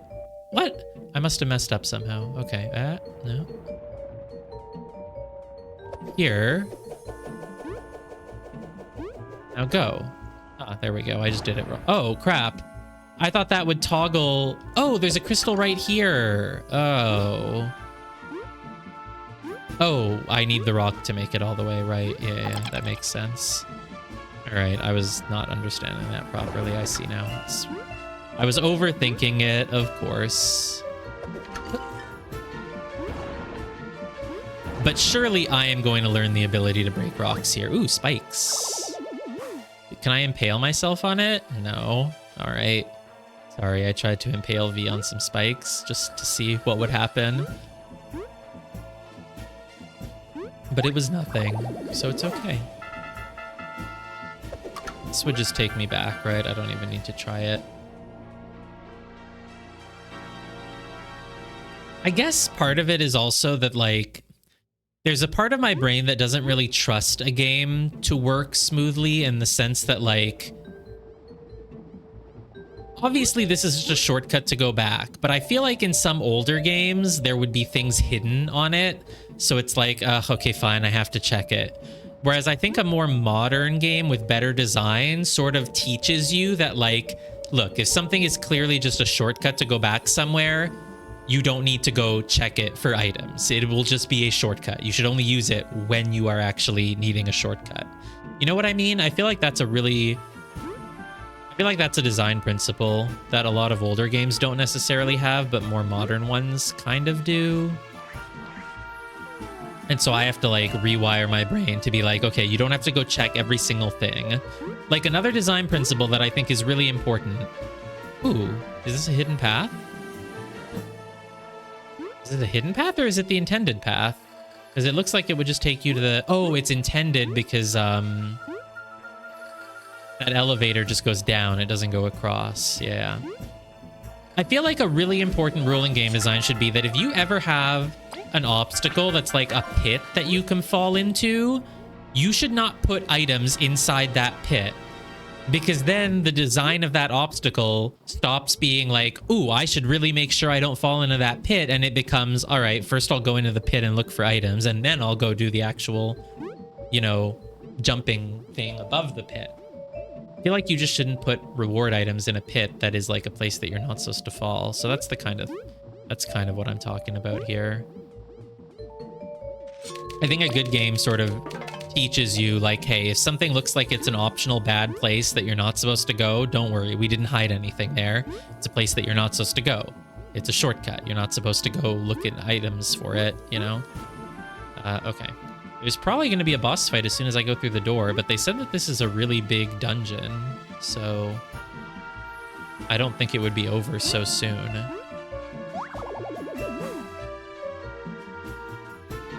Yeah, no boss fight. But you know what? I said I didn't really want to go much past 10, and I am kind of hungry, so I think we can just save here. Because I don't necessarily want to do the second half right now, if it might take another half hour or whatever until the save point or whatever. So we'll just stop